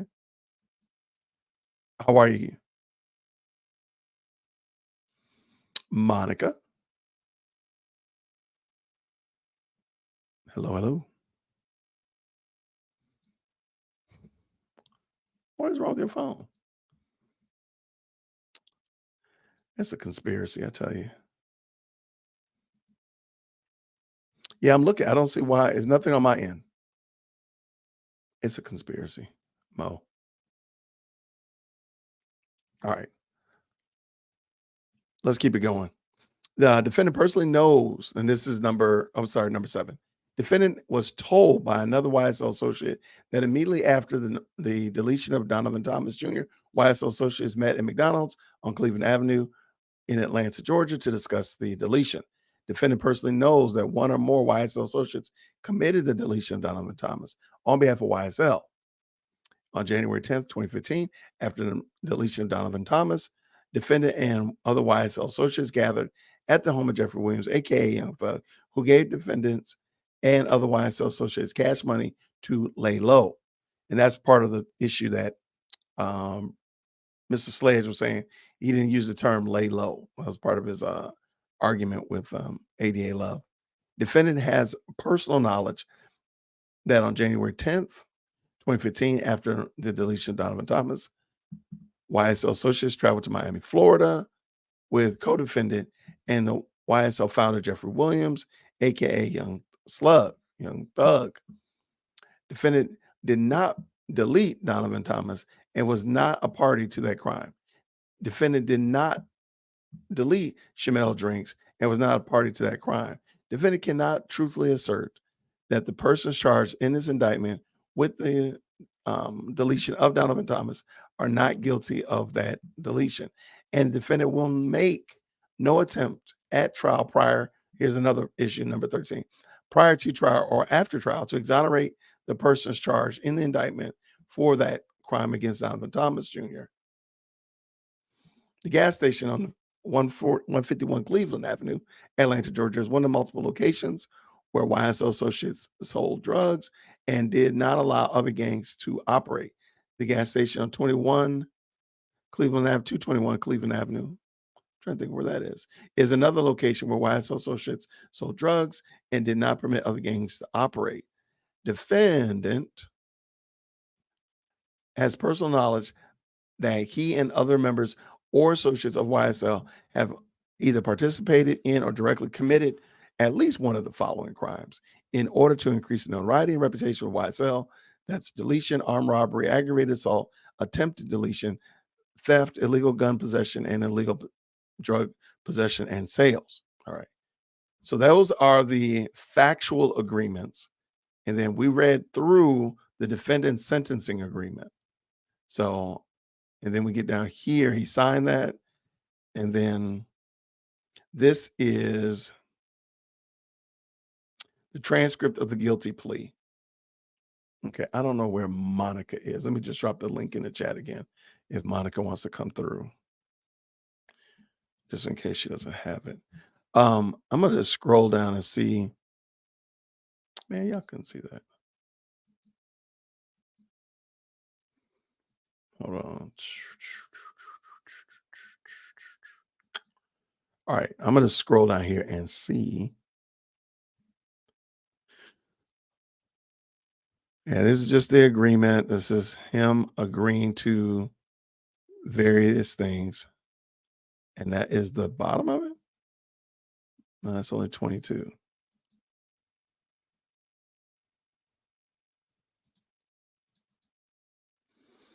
Hmm.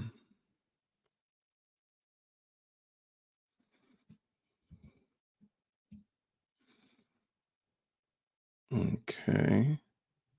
All right, I'm not going to read through this transcript. That's going to be ridiculous. But it looks like that is the end of it. So it looked like we saw the factual agreements as well as the factual acknowledgments as well as the statements. And I don't know. I think there's probably, I just see her saying number 8. I don't know. I think there's probably room for them to make the case that he violated these. I mean, I know they don't care about it, but it doesn't come across as a good look for the state because it does look like the only reason you're coming after him is because he showed you up in this hearing, in the hearing that we just watched.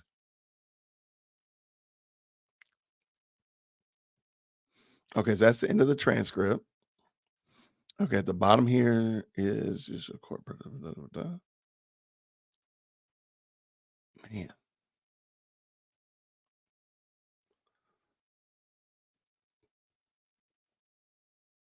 All right, this is his sentencing. Again, those are his agreements, the factual acknowledgments, and then this is going to be the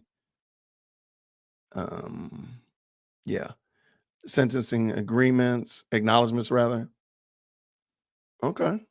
And that's the end of it.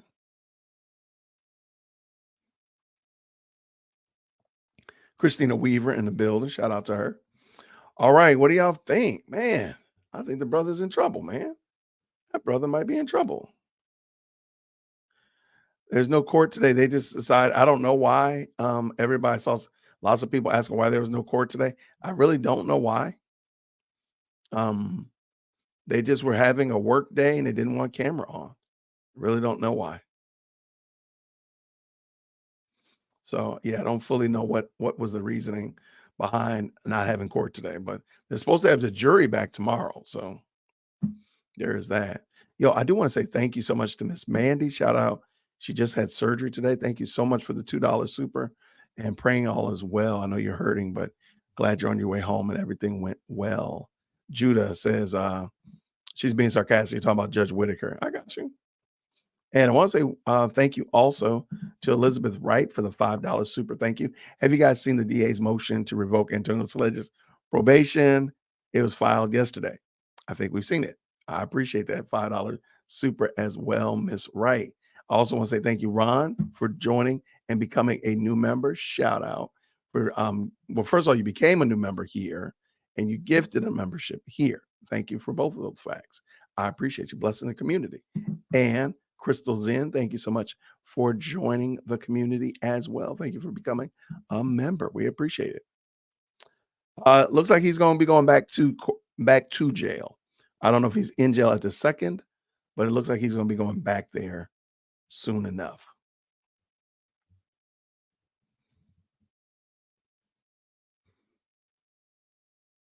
I think if you're talking about Antonio Sledge, it seems like it was because if you're talking about Antonio Sledge, I think it's because of the fact that he showed them up in his hearing when he was a witness on the stand. Oh, he has to have a hearing. You're right. I did hear that. He has to have a hearing before he goes back to jail to explain why he should not go back to jail. You're right.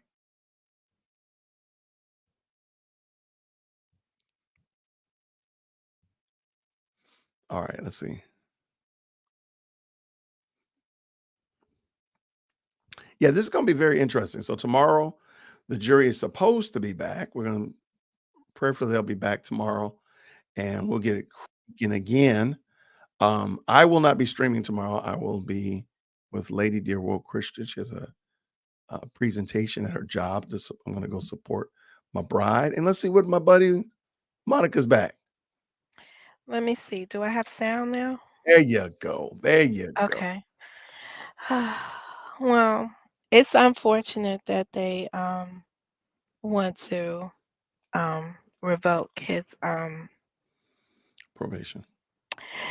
probation because they didn't get from him what they wanted to get out of him. Right. They weren't able to use him in the manner in which they planned on using him. I agree 100%. And there is no overt acts that's related to December 1st or December 5th. Whenever he violated number 30, it's not listed. And I just remembered that his Alford plea was on the whatever, it was like the April, it was the incident with the woman. That was April of 2015. He violated whatever it was on December 2021, Okay. which is why he was rearrested for whatever that was. But it's not contained in the overt act, but it is listed as a count in the indictment.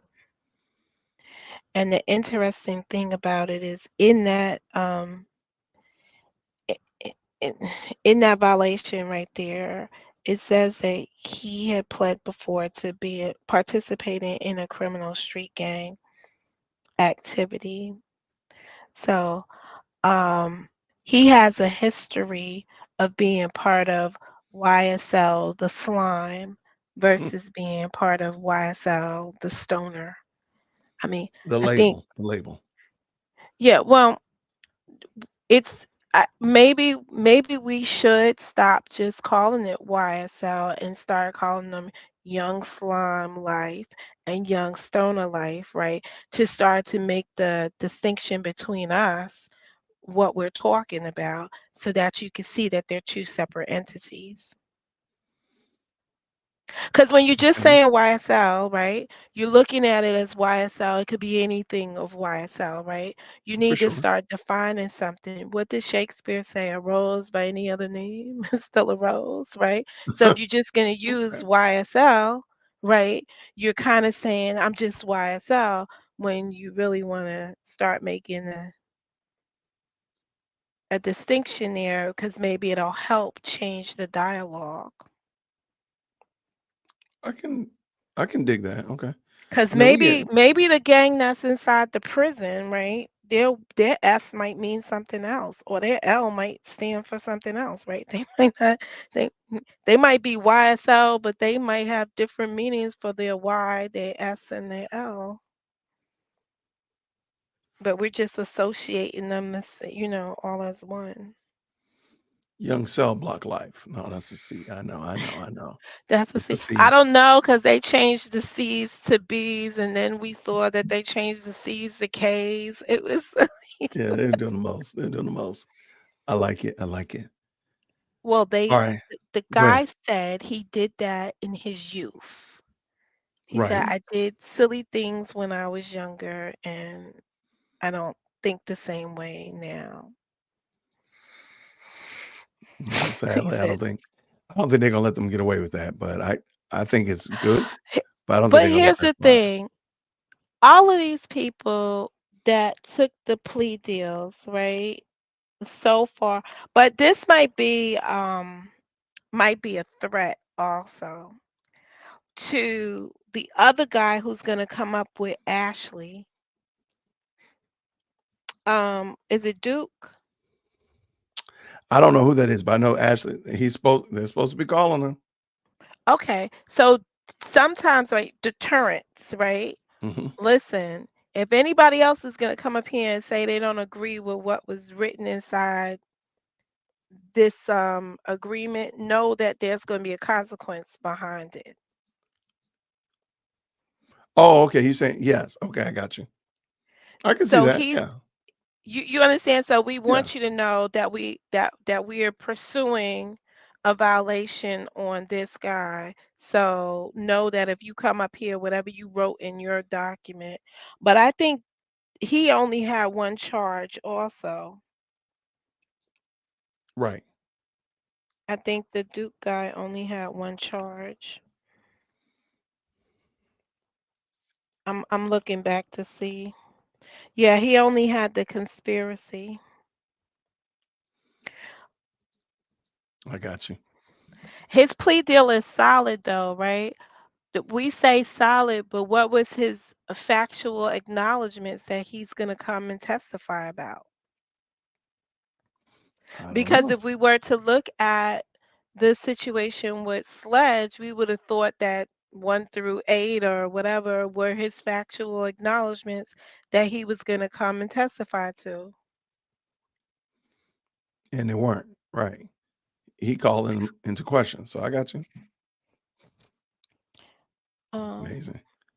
I don't Okay. even know.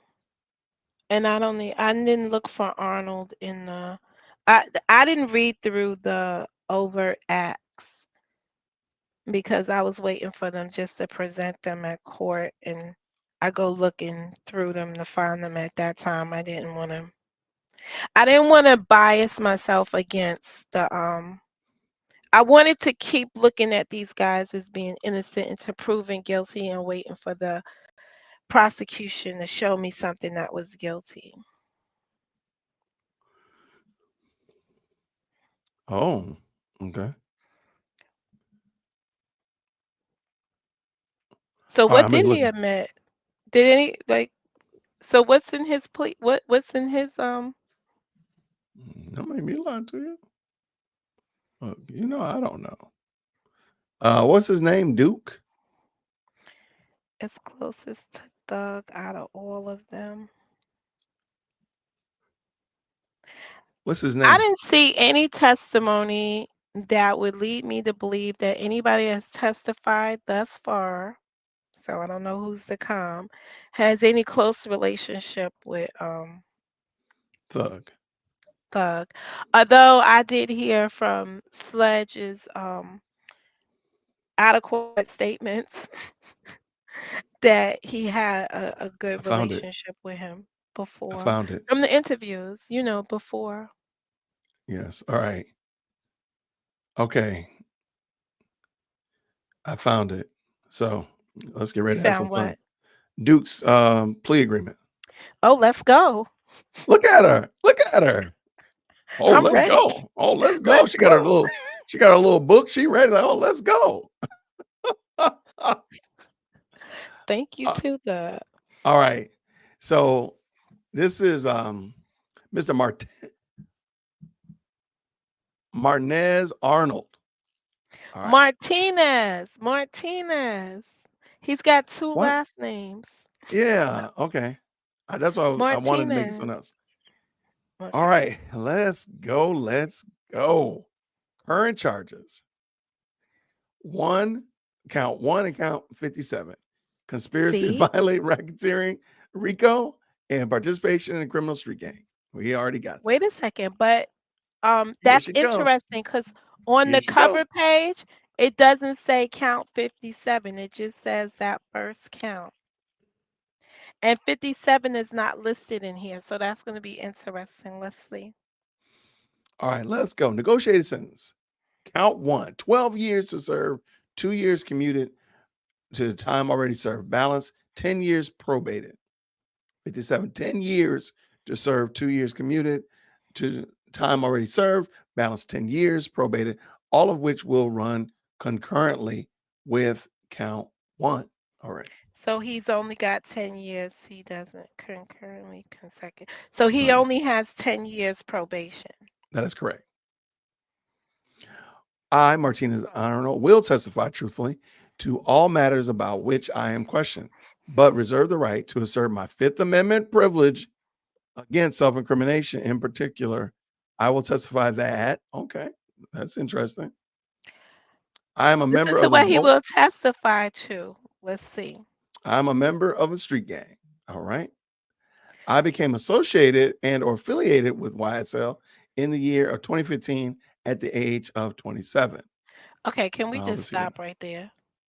Can we just pause right there? Okay, what we doing? 2015, he was 27 years old.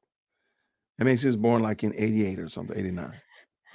Why, what's wrong? All right, another Oh, OG right here. you talking about? Oh, yeah, you want them to get out of the gang. I got you.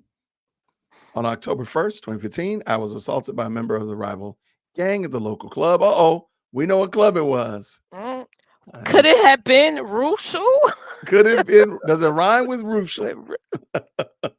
That club. That club right there is like hating it. Like, Lord, please, I'm Oh, stop I saying my kind of name. like the way his thing is written because at least now I know what happened. All right, let's go. After being assaulted, I called a Diamante Kendrick. Why is it a Diamante Kendricks? And Was armed as with an I called A. AK-47 and a handgun together, we traveled toward Trestle Tree Apartments in Atlanta in search of the rival gang members that assaulted me. I pled guilty to participation in criminal street gang activity and conspiracy to commit aggravated assault for my actions during this incident. But what did they do? Okay, never mind. Am I wrong for asking that? Like, what did they do with the guns? Mm. I mean, it goes without saying, but does it? Like, what did they do? I'm just smacked in the face right now. He's like, yo, I called Yak Gotti and he came running. With an AK-47 We was about to do some business. All right, let's in see what happened. 4K. All right. On Mm. May 9th, 2022, I was present at the home of Jeffrey Williams when a search warrant was executed and police recovered drugs and guns. I do not claim ownership of the drugs or the guns found by police. And that's short. I will possess no guns during the term of the sentence or anytime thereafter, unless my rights do so. I'm sorry, my right to do so are restored. I will commit no criminal acts. All right. So what does he acknowledge? All statements below are truthful. Some identifiers of YSL are wearing clothing with the words YSL or slime, wearing pendants displaying the letters YSL or the word slat. One of the colors of YSL is green for slime. I've been a YSL member. I've seen YSL members use one or more of the following hand signs: wiping their nose with their index finger, curling their ring finger and pinky finger to inward of the palm while extending their index finger and thumb. Wow. with the middle finger slightly curved. I am not getting that. I am not gonna make that. I'm not gonna make the cut. I don't know how to do it. I tried it Yeah, I'm already. trying to do it. I'm not gonna make a cut. Oh well. My nails I'll too pass. long. Yeah, my fingers are too old. Language that members of YSL use includes slat, which means slime love all the time, calling each other slime. Symbols that YSL uses include green heart, green snake. If I violate this plea agreement, the district attorney can and will use a statement during any judicial proceedings. Any violation of this plea agreement may result in the remainder of my entire sentence being revoked, and the district attorney will recommend that I serve any remaining portion of my sentence in the Georgia Department of Corrections prison. No promises or agreements or conditions have been made other than those set forth in this agreement, and none will be entered into unless memorialized in writing and signed by all parties. Hold up, let me see that indictment number at the bottom. It's got a 2 at the end because somebody just pointed that out. I might have to go find me a different indictment. 183572. Because I do have 573. That's what I'm working off of. So, in comparison, here we're going to. He's No, acknowledging. here let me just read this last little bit and then we're done. I, Martinez Arnold, have read and carefully reviewed this agreement. I fully understand this agreement. No promises other than those contained in this document have been made to the furtherance of this agreement. I freely acknowledge and voluntarily enter into agreement without force, threat, or coercion. Arnold, Ashley Merchant, Adrian Love. There we go. Interesting. All right, so the question, someone in the chat stated that this makes Doug guilty. Guilty of what? Just it what? The only thing this guy, what I heard, maybe I misheard something, was that he had some guns, that he was present when when a warrant was executed at Williams' home, right? But one of those things were thrown out, and they can't even admit the evidence from the search of the home. So I don't know which one it was, but Is it okay? Was Thug a felon? no. So why can't he not have a gun?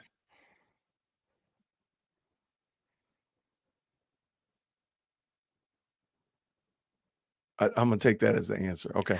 Well, no, he's not a convicted felon, so he doesn't have Is it anything against him before this charge here that before this says he charge? can't Yeah. have a gun.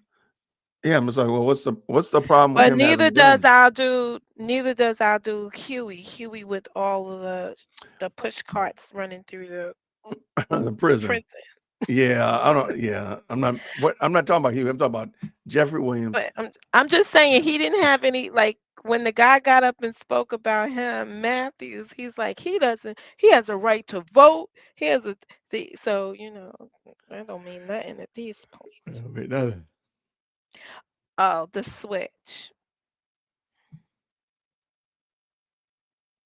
Yeah, I guess. What date was that he said he was at Williams' house? And Mm, because he said he was present and nothing in that search belonged to him. May 9th, 2022. May 9th, 2020. So they were arrested in 2023? This is when they arrested him. This is when they raided the Oh, house this when they and just got the gun. arrested him for now, right? Right. This is when the gun was situation.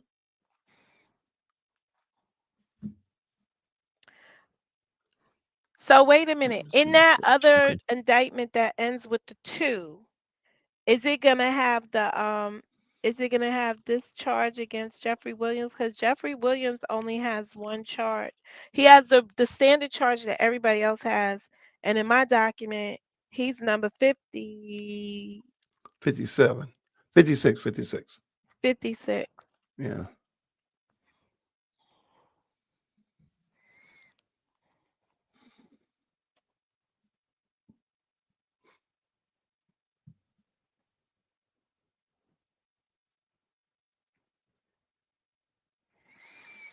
All right, so that's crazy.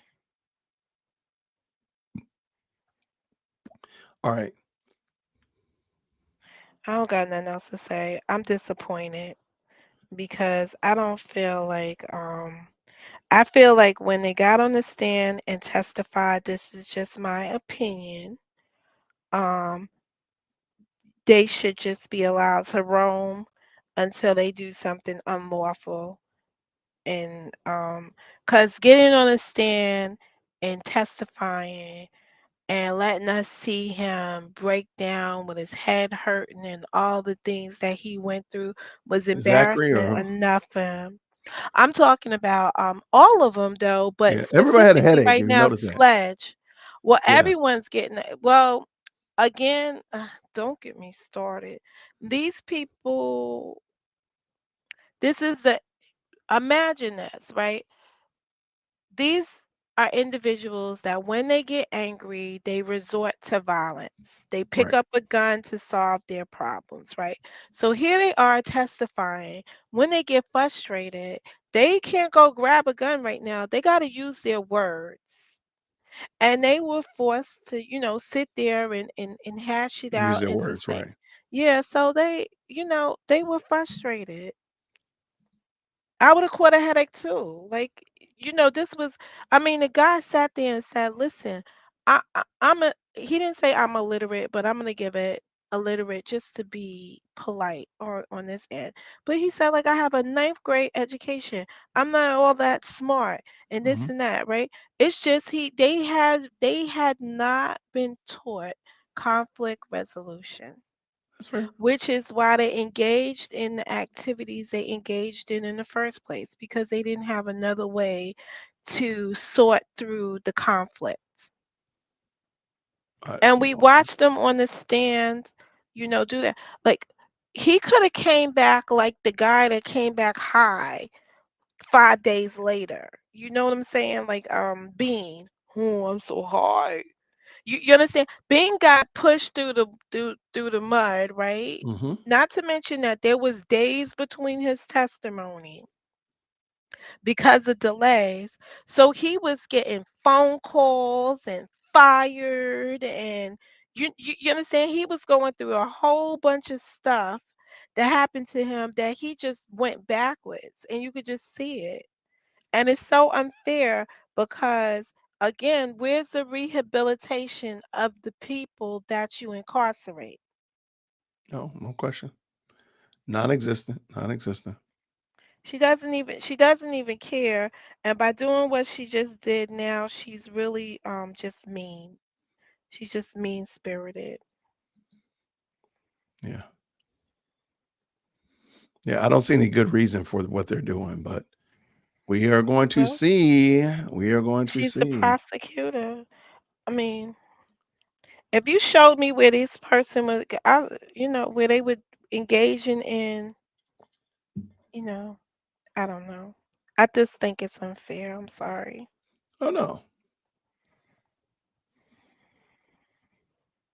I agree with you. No argument for me. All right, Monica, what do you have going on your channel? Anything new? You want to take over the show Anything, tomorrow? Are anything? you off tomorrow? I'm attending a funeral tomorrow, and then I'll need you streaming from a funeral. so no, I'm not gonna stream from the funeral, I was even going to tell you to take though over my show tomorrow.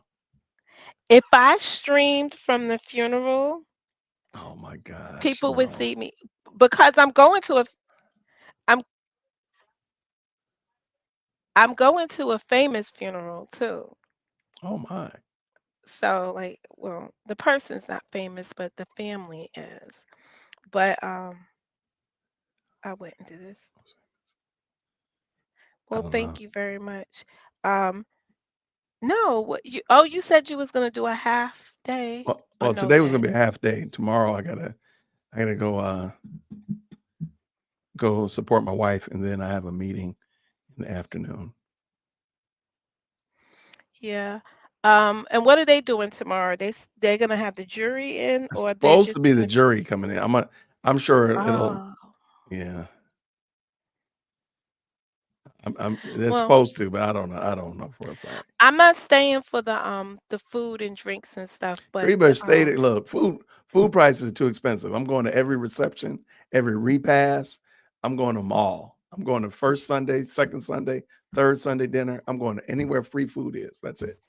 Going to Sam's really, Club, wander around. I'm lying. no, I don't want to. I don't want to have my. Remember, I told you these people are. It's kind of famous, so I don't want my image captured.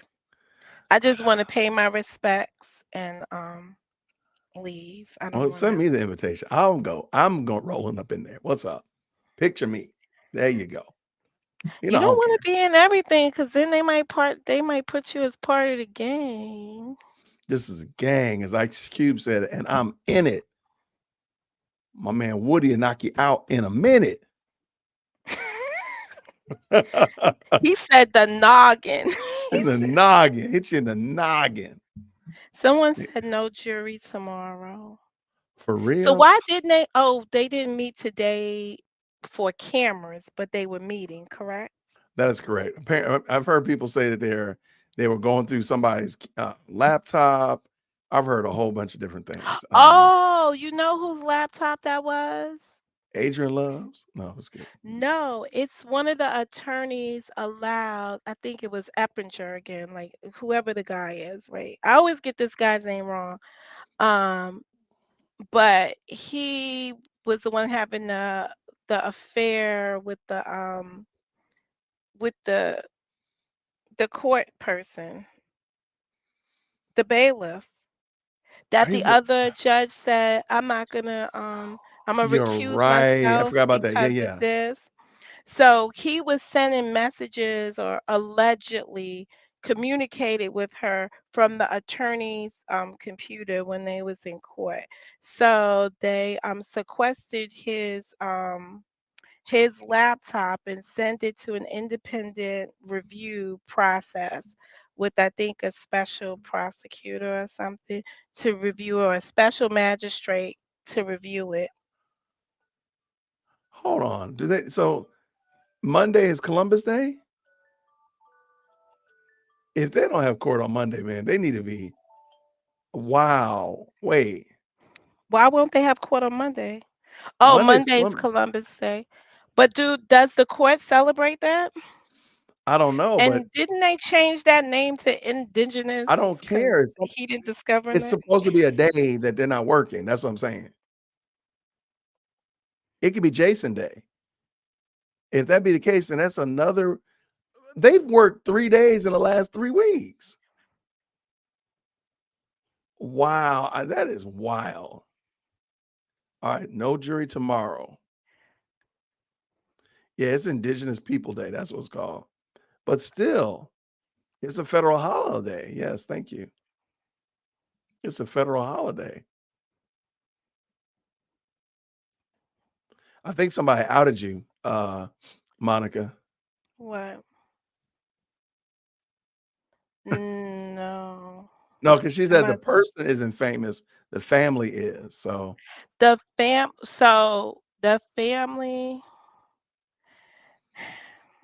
Pete Rose is famous.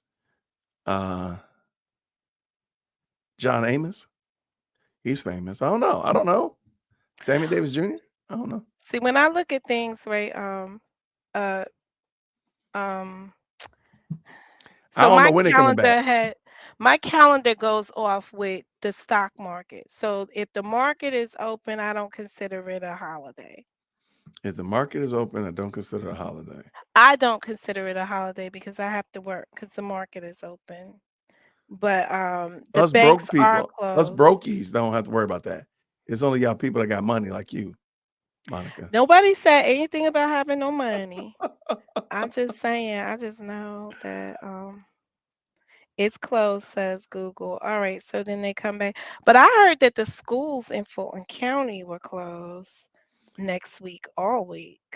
That Fulton It shouldn't County be. schools were No, it closed. shouldn't be. That they Let me were double on check. Let me check. They just had spring, what you call a break, fall break.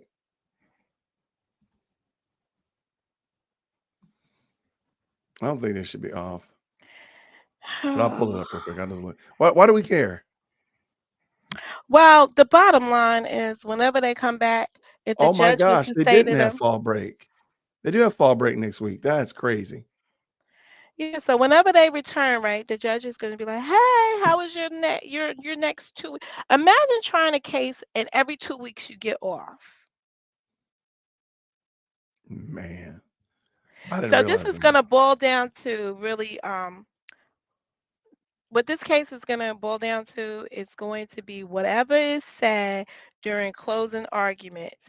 And that's going to be a real peep show because all we're going to hear is objection, objection, facts not in evidence. And the judge, who wasn't there from the beginning, is not going to be able to really tell what was the fact that was not in evidence. No, I agree. 403 objection to holidays, or 403 is a holiday. I mean, I don't think any other way around it. Might as well just make 403 a holiday. April Or 3rd we're is now a on a holiday. 403 holiday. They got What is April 20th. They got 403? April 17th. Might as well. All of this stuff, and she wouldn't give election day off. That's the part I don't get. That's the part Like, that's like staggering. But you know why she wouldn't do the election day thing though, honestly? It's because still has a something before the Supreme Court on that day. So he's gonna have to send in a substitute. Mhm. So still has something on election day? Yes, he was Oh going to the man, Supreme Court to deal with one of his appellate cases, something that's before them. I got you. So let me make sure I got this right. So the jury, which is a Fulton County jury, the likelihood maybe they don't have a lot of them, but if they have children that are going to be off next week, they're not going to be able to travel with their children or do anything with their kids. No, they're gonna have the kids sitting in the back in the jury room. I guess so. That's going to be cruel and unusual. Man, I can't stand this case. This case needs to go home. So just in case you're wondering, we're just looking right here. Fulton County is off next week. I thought they already had fall break. But nobody said I didn't get a 100 on that. I just heard rumblings about the schools were closed. The Well, best person is I mean, I'm looking going at it. This is their calendar. So I mean, they didn't make it up. but I thought all of these jurors were financially stable. So they can, But they can overcome these little yeah, financially adversities stable, here. but you don't want to go on vacation with your kids on their fall break? Because they're gonna be in here during your spring break too. I'm just saying. Whose And your winter case? break. Somebody's case, they just went through that. Oh, the guy Kohlberger, the one that's charged in the Ohio students. So they went into consideration and they was like, well, we can't start the trial in July and August because people want to take vacations and so on. Like we can't start it in May because if it lasts that long, people want to take vacations and stuff. So they're starting it in August.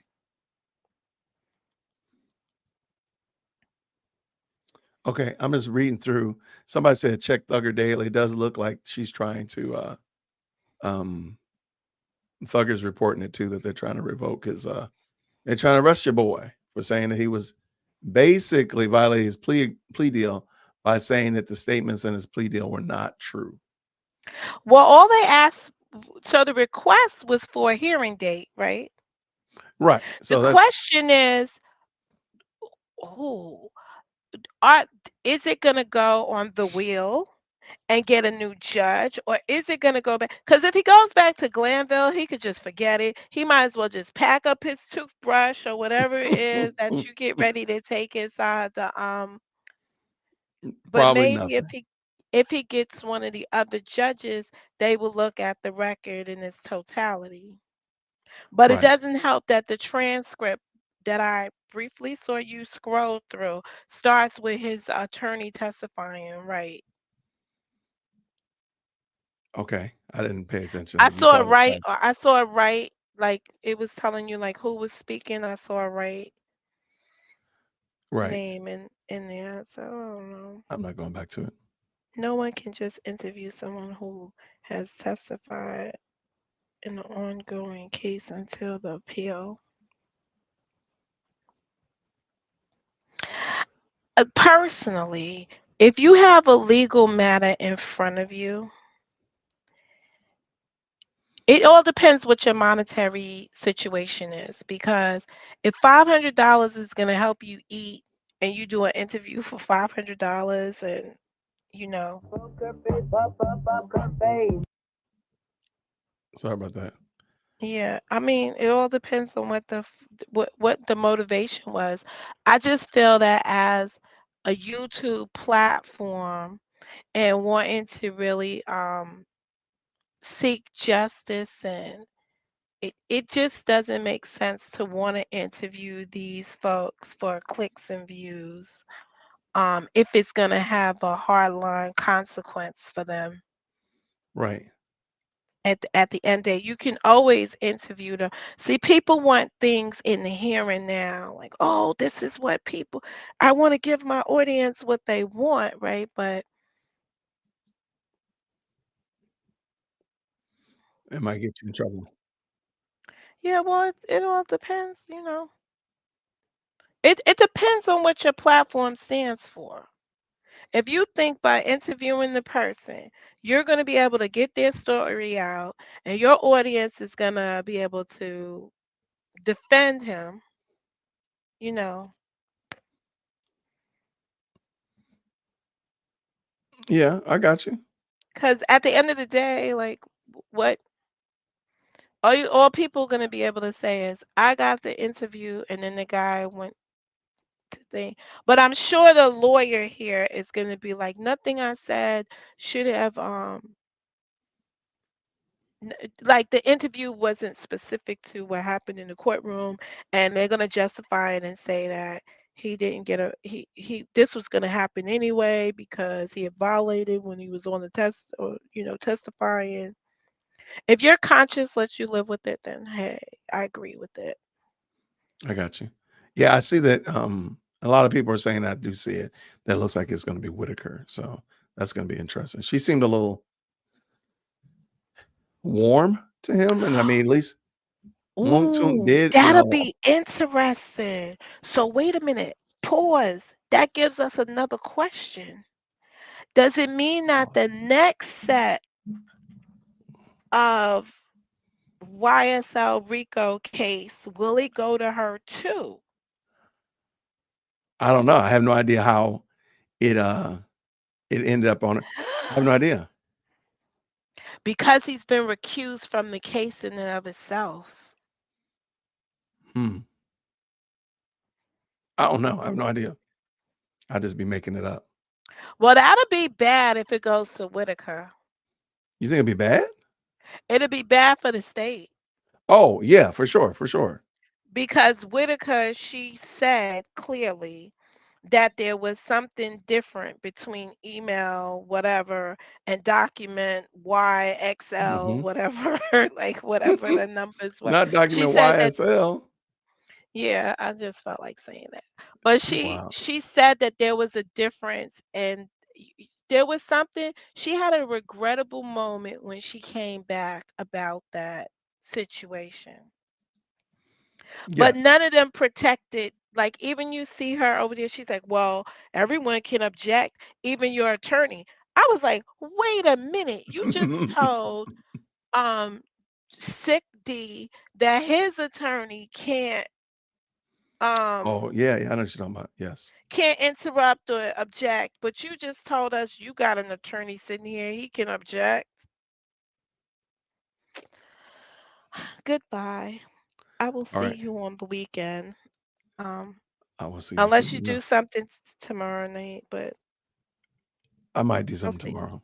I'm gonna probably do I'll something see. tomorrow night because the girls are going out to something at their school, and I think my wife has something, another event that I don't have to go to, thankfully. All right. If I do anything on my channel, it'll be like Sunday. I'm still trying to get my West Coast person because I love her energy. Who's a West Coast person? Don't be The hiding anything from me. Okay. no, Miss Indy. She's a paralegal. She's Oh, attending school. She's actually in school now to get her paralegal I love certificate. it. I love it. So Okay. yeah, I like talking to her about it. Gotcha. Anyway, it was nice. I appreciate the chat for letting me up here, and Oh thank you very no, much thank you for for coming having through, me. friend. You All know right, you're see always welcome. you. Talk to you soon, love. All right, bye. Okay. Bye. Thank you so much, Monica Mo Justice. And I appreciate y'all. Thank you, every last one of you all that have hit the like button. Let's see, did y'all get the likes up? The likes are amazing. Thank you so much. The likes are on fire. I appreciate it. Thank you all for hanging out with me. I'm a probably like I said, I might just do a mic check later on because I got all these new settings I've been trying to play with while I've been on live today. So I'm trying to check out these new settings that StreamYard sent me. So we will see. So I might come back. You might see me at like 9 o'clock or something. Who knows? But I thank y'all so much. Thank you so much for your all the great comments in the chat. Thank you so much for the supers. Welcome to all the new members and everybody that was a part of the best live chat on the planet. I appreciate y'all. Thanks for the insight. Lots of good insight about this case. I appreciate it. Always trying to learn new things. I'm gonna probably go back through and read some of this to make sure I understood it correctly. Now, of course, anything I knew I find, I'm sharing it with y'all. I will not be streaming tomorrow unless something else comes up. I have some events with Lady Dear World Christian. I gotta go check that lady out, see what she's doing over at work. But I'll probably be back tomorrow night, and we will definitely do this again. So y'all, thank you so much. I really appreciate you all. Make sure if you didn't hit the like button, do that on the way out. Make sure you hit somebody up and tell them thank you so much for being a part of the best live chat on the planet. And until next time, everybody, grace and peace. We're out.